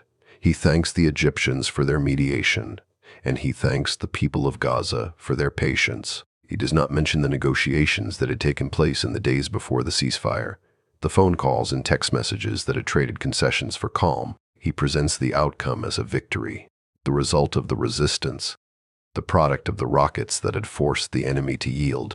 The gray zone in which the pragmatist operated was a space of ambiguity and contradiction.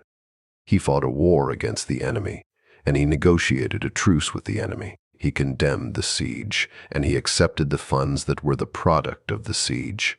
He called for the liberation of Palestine, and he signed the receipts that acknowledged the enemy's control over the borders. The documents in the archive do not resolve these contradictions. They record them. The diplomatic cable, the suitcase, the receipt, the ledger, the text message, each object is a fragment of a larger reality. A reality in which survival required a constant shifting between the roles of fighter and negotiator, of idealist and pragmatist. The C-130 transport plane lifted off from El Arish Airport on the afternoon of the transfer, its engines roaring as it climbed into the blue sky, the desert stretching out below it in waves of sand and stone. The plane carried no cargo on its return flight, its belly empty, its mission complete. The suitcases of cash were on their way to the banks and the pockets of Gaza. The quiet had been purchased for another month, and the pragmatist sat in his office. The ledger opened before him, the numbers on the page adding up to a reprieve from the pressure of the siege. The sun set over the Mediterranean. The lights of the city flickered on, and the hum of the power plant mingled with the sound of the waves on the shore. The video recording of the hourglass speech, stored on a solid-state drive in the Hamas Media Office archive in Gaza City, runs for 47 minutes and 12 seconds. The file name, tagged with the date December 14, 2022, shows the speaker seated at a wooden desk in a room with gray concrete walls, a map of historic Palestine mounted on the wall behind him.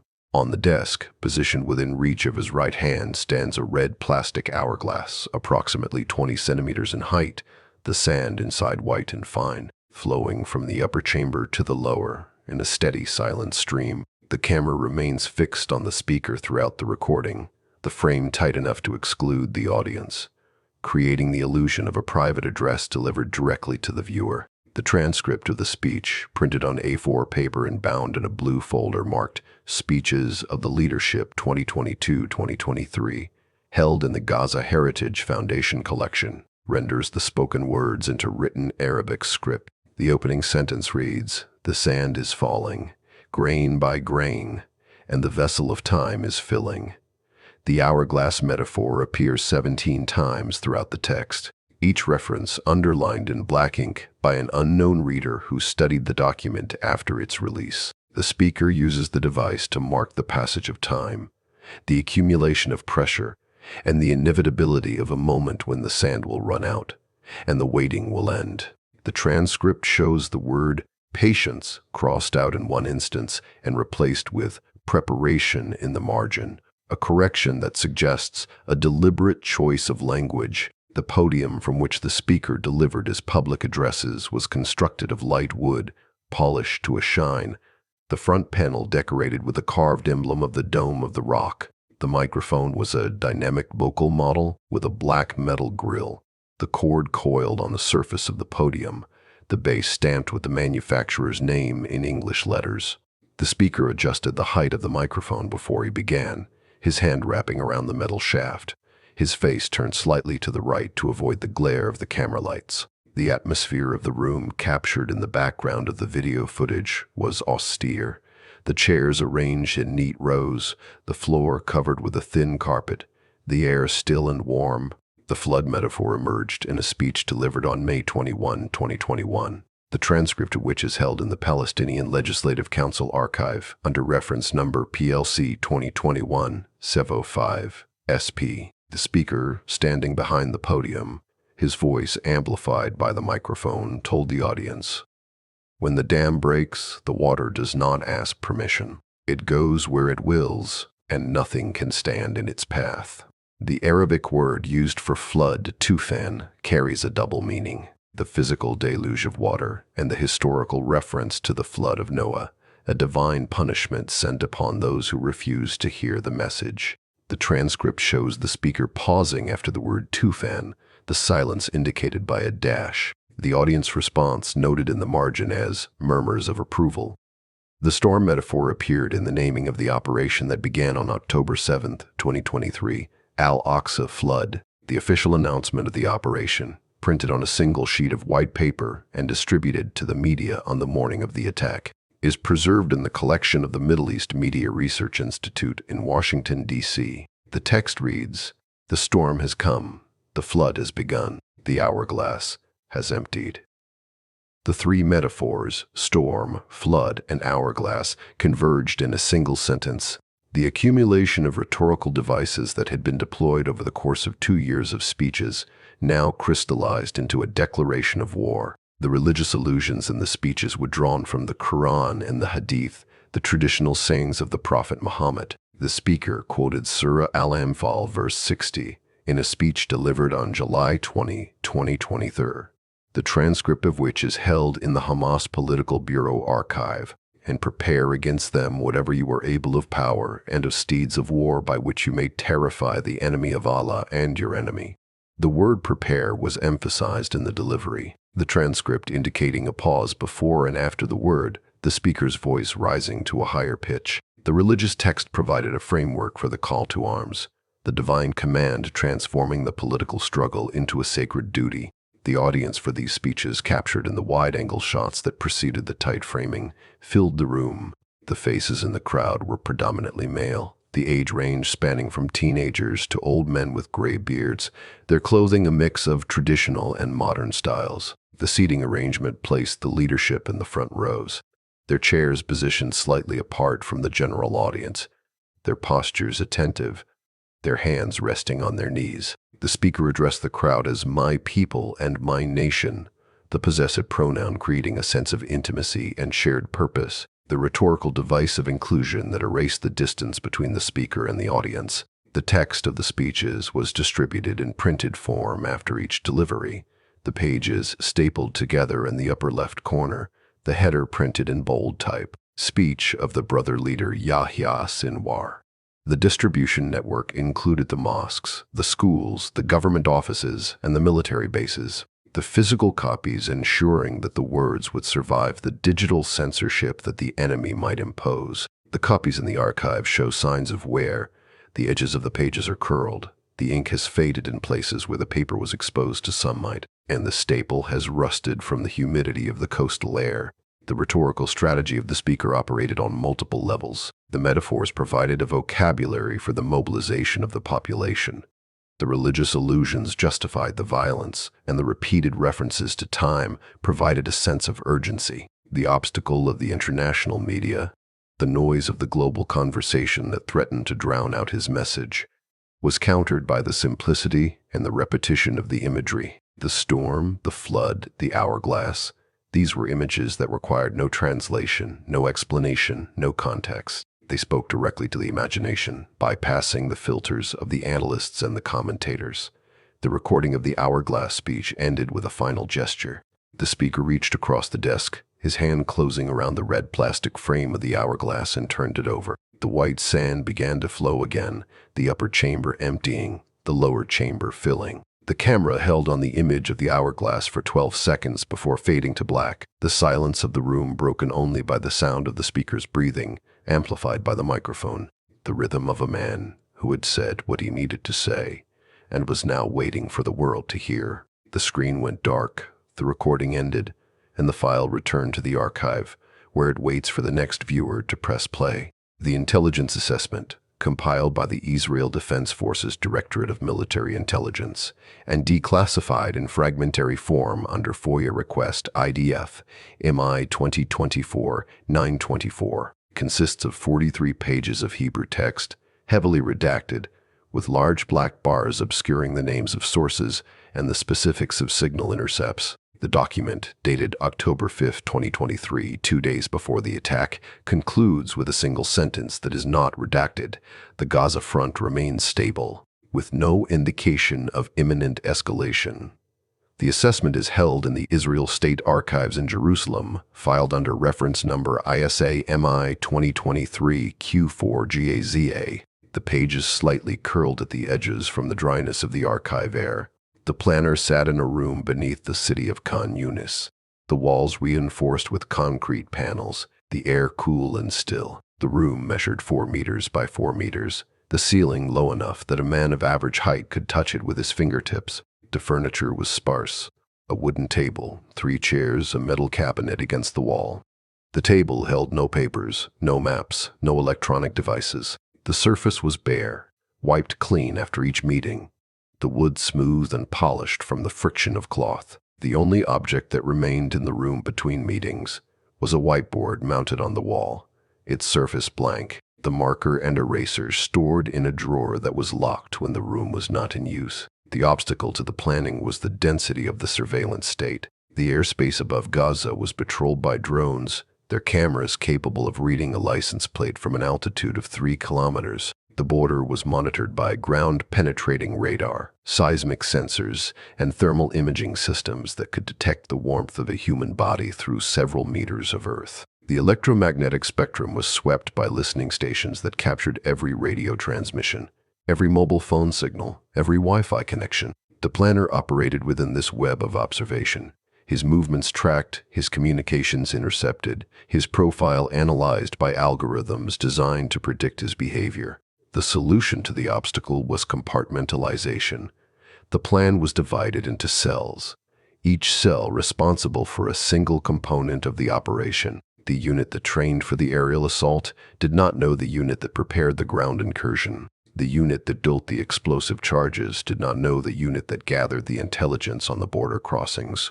The planner was the only figure who knew the full shape of the operation, the only mind that held the complete design. A diagram recovered from a Hamas command center in Gaza City after the attack, archived in the IDF intelligence collection under reference number IDF IC 2-23KH Han 449, shows the structure of the planning network, a central node connected to 12 secondary nodes, each secondary node connected to 3 tertiary nodes, with no connection between the nodes at the same level. The diagram is drawn in black ink on graph paper. The lines straight and precise, the nodes represented by small circles. The meetings in the room beneath Khan Yunis were conducted in silence. The participants did not speak the details of the plan aloud. They wrote them on the whiteboard, discussed them in fragments, and erased them before they left the room. The markers squeaked against the surface of the board, the sound loud in the enclosed space. The planner watched his collaborators write, his eyes following the movement of the marker, his mind assembling the fragments into a coherent whole. The eraser removed the words, the white surface restored, the evidence of the discussion eliminated. The training for the operation was conducted under the cover of routine exercises. The units that would assault the border practiced their maneuvers in the open, their movements visible to the drones, their communications transmitted over standard radio channels. The planner had calculated that the Israeli intelligence services had grown accustomed to the pattern of Hamas training, that the repetition of similar exercises had created a blindness to the significance of the activity. A logbook recovered from a training camp in the southern Gaza Strip, held in the Gaza Municipal Records Office under file number GM 2023 TRAI 8, records the dates and durations of the exercises, the names of the participating units, and the objectives of the drills. The entry for September 20, 2023 lists the objective as border reconnaissance, a routine activity that attracted no special attention. The materials for the operation were assembled over a period of 2 years. The explosives were manufactured in clandestine workshops, the components smuggled through the tunnels or synthesized from industrial chemicals. The paragliders were purchased from a manufacturer in Eastern Europe, their engines modified to reduce the noise signature, their frames reinforced to carry additional weight. The vehicles were acquired from the civilian market, their license plates registered to fictitious owners, their maintenance records falsified to obscure their history. The procurement log, a handwritten ledger discovered in the home of a Hamas logistics officer and archived in the IDF intelligence collection under reference number IDF IC 2023 log 882, lists each item, the date of acquisition, the cost, and the storage location. The entries are terse, the handwriting cramped, the ink brown and faded. The planner maintained his public persona throughout the preparation period. He attended the meetings of the Hamas Political Bureau, participated in the negotiations with the Qataris, and delivered the speeches that were recorded and broadcast to the world. The surveillance state watched him, recorded his movements, and analyzed his statements. The intelligence assessment, dated October 5, 2023, notes that Sinwar has been observed following his usual routine, with no deviation from established patterns. The routine was a cover, the predictability a mask. The final meeting before the operation took place on the evening of October 6, 2023. The planner descended into the room beneath Khan Yunis, accompanied by 3 of his closest collaborators. The whiteboard was blank when they entered. The planner picked up the marker, uncapped it, and wrote a single word in the center of the board: Tufan. The word meant flood. The collaborators understood. They did not need to speak. The plan was already in motion. The compartments already sealed. The units already in position. The planner kept the marker, returned it to the drawer, and locked the cabinet. The room was silent. The air was still. The walls of concrete and earth pressed in from all sides. The clock on the wall of the room showed the time as 21:14. The operation was scheduled to begin at 6:30 the following morning. The planner looked at his collaborators, his eyes meeting each of theirs in turn. There was no need for a final speech, no need for a rousing exhortation. The work had been done in silence, the secret kept through compartmentalization, the plan hidden in plain sight. The obstacle of the surveillance state had been overcome by the discipline of the mind, the careful management of information, and the strict division of knowledge. The planner stood up from his chair, the wooden legs scraping against the concrete floor. His collaborators stood with him. They left the room, the door closing behind them with a heavy click, the lock engaging, the whiteboard blank, the word erased from the surface but inscribed in the memory of the men who would carry it out. The tunnel outside the room was dark, the air cool, the sound of the ventilation system a low hum that vibrated in the walls. The planner walked into the darkness, his footsteps measured, his breathing slow, the hourglass in his mind showing the final grains of sand. The situational map of the southern Gaza Strip, printed on acetate film and updated daily by the Israel Defense Forces Southern Command, shows the gradual contraction of the area under Hamas control. The map, dated September 2024 and held in the IDF archives under reference number IDF-SC 2024 GAZA map, uses 3 colors to designate the status of each grid square: blue for areas under Israeli control, yellow for contested zones, and green for areas still held by Hamas. In the upper right corner, a legend indicates the date of the last update and the name of the intelligence officer responsible for the compilation. The green zones have shrunk to a narrow strip along the Egyptian border and a few isolated pockets in the ruins of Rafah, the city that had once served as a sanctuary for the movement's leadership. The fugitive moved through these green zones in the final months of the war, his existence reduced to the essentials of survival. The tunnels that had been the strategic asset of the organization became the only refuge from the aerial surveillance and the ground operations. The map of the tunnel network, recovered from a Hamas command center in Khan Yunis and archived in the Gaza Infrastructure Archives under reference number GIA 212-21 final, shows the extent of the underground system. The passages marked in black ink on the vellum paper. The lines on the map are broken in places, indicating sections that have been discovered and destroyed.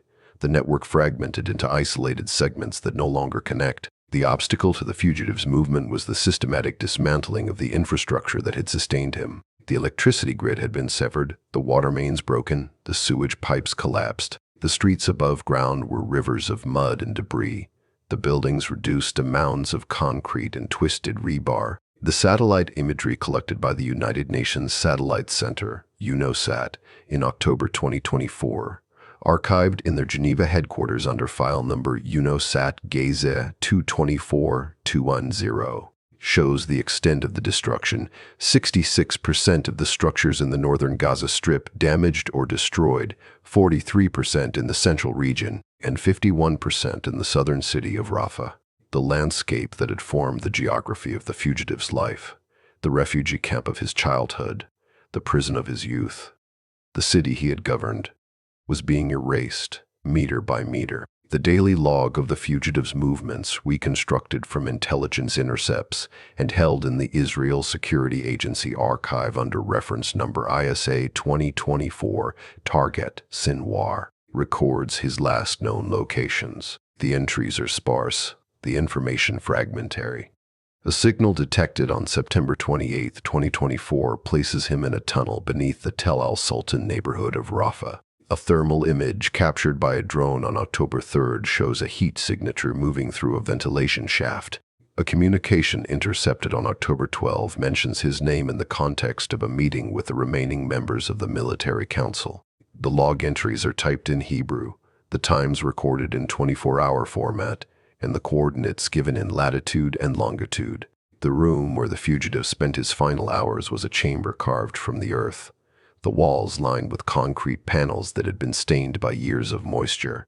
The room measured 3 meters by 4 meters, the ceiling low enough that a man could not stand upright without brushing the surface with his head. A mattress lay on the floor in the corner, the fabric gray with dust. A plastic table held a stack of papers, a pen, and a bottle of water. The papers, recovered after the event and held in the IDF intelligence collection under reference number IDF IC 2024 SIWAR, contained the draft of a letter addressed to the Hamas leadership in exile, the text incomplete, the final sentence trailing off in the middle of a clause. The fugitive sat at the table in the hours before the end, the pen in his hand, the paper before him. The light in the room came from a battery-powered lantern, the LED glow casting a cold white illumination on the concrete walls. The sound of the military operations above ground filtered through the layers of earth, the rumble of tanks, the thud of artillery, the hum of the drones that circled in the sky. The fugitive did not write of strategy or tactics. He wrote of the end, the conclusion of the story that had begun in the refugee camps 61 years before. The circular nature of the biography was complete. The child who had been born in a tent in the Khan Yunis refugee camp, the son of parents who had fled the coast in 1948, had spent his life in a series of enclosures. The boundaries of the camp, the walls of the prison, the siege of the territory, the tunnels beneath the earth. The goal of liberation had been pursued through a lifetime of struggle, the obstacle of the enemy's power overcome at moments only to reassert itself with greater force. The fugitive had planned the most audacious attack in the history of the conflict, had shaken the foundations of the Israeli state, and had achieved the surprise that had eluded the movement for decades. And now he sat in a hole in the ground, the military vise closing around him, the tunnels that had been his refuge becoming his tomb. The final confrontation occurred on the afternoon of October 16, 2024. The operational report filed by the unit that conducted the engagement, held in the IDF Southern Command Archive under reference number IDF SC 2024 Opus Des 16, describes the sequence of events in clinical terms. A patrol identified a group of individuals moving through the ruins of a building in Tel al-Sultan. An exchange of fire ensued. The individuals retreated into a structure. A drone was deployed to identify the target. The drone footage, archived in the IDF Visual Documentation Unit under reference number IDF VDU 22496-17, shows a figure seated in a chair, his face turned toward the camera, his arm raised in a gesture that the report describes as defiant. The physical objects recovered from the scene are catalogued in the evidence log of the Israel Police Forensic Unit, held in their headquarters in Jerusalem under file number IPFU 2024 GAZA 88. Item 1. A wooden chair, the legs broken, the back splintered. Item 2. A Kalashnikov rifle, the magazine empty, the bolt jammed. Item 3. A leather pouch containing a set of keys, a folding knife, and a small packet of dates. Item 4. A blood-stained copy of the Quran, the pages warped by moisture, the cover detached from the binding. Item 5. A plastic identification card, the photograph faded, the name printed in Arabic and English. The fugitive's body was transported to a forensic facility in Israel, where it was identified through dental records and DNA analysis. The certificate of identification, signed by the Chief Medical Examiner and held in the Ministry of Health Archive under reference number MOSH 2024 ID 447, lists the cause of death as gunshot wounds to the head and torso.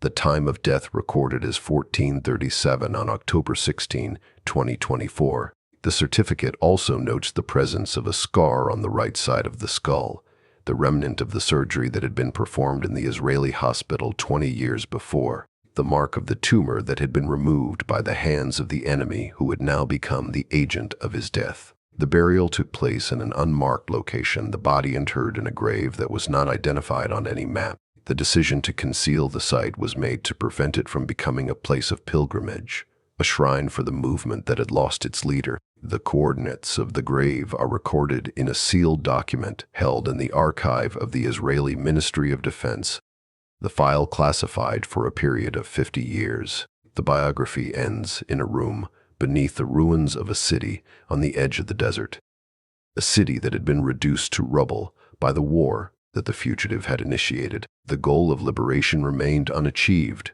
The obstacle of the enemy's power remained in place. The legacy of defiance was sealed in the documents that would be studied by historians, the videos that would be analyzed by intelligence officers, and the stories that would be told by the survivors. The fugitive sat in his chair, the light of the drone's camera falling on his face, the sound of the war above him fading into the distance, the silence of the tunnel closing around him like the walls of the cell. The hourglass that had stood on his desk had run out, the last grain of sand fallen, the vessel empty. The room was dark, the air was still, and the record of a life was closed.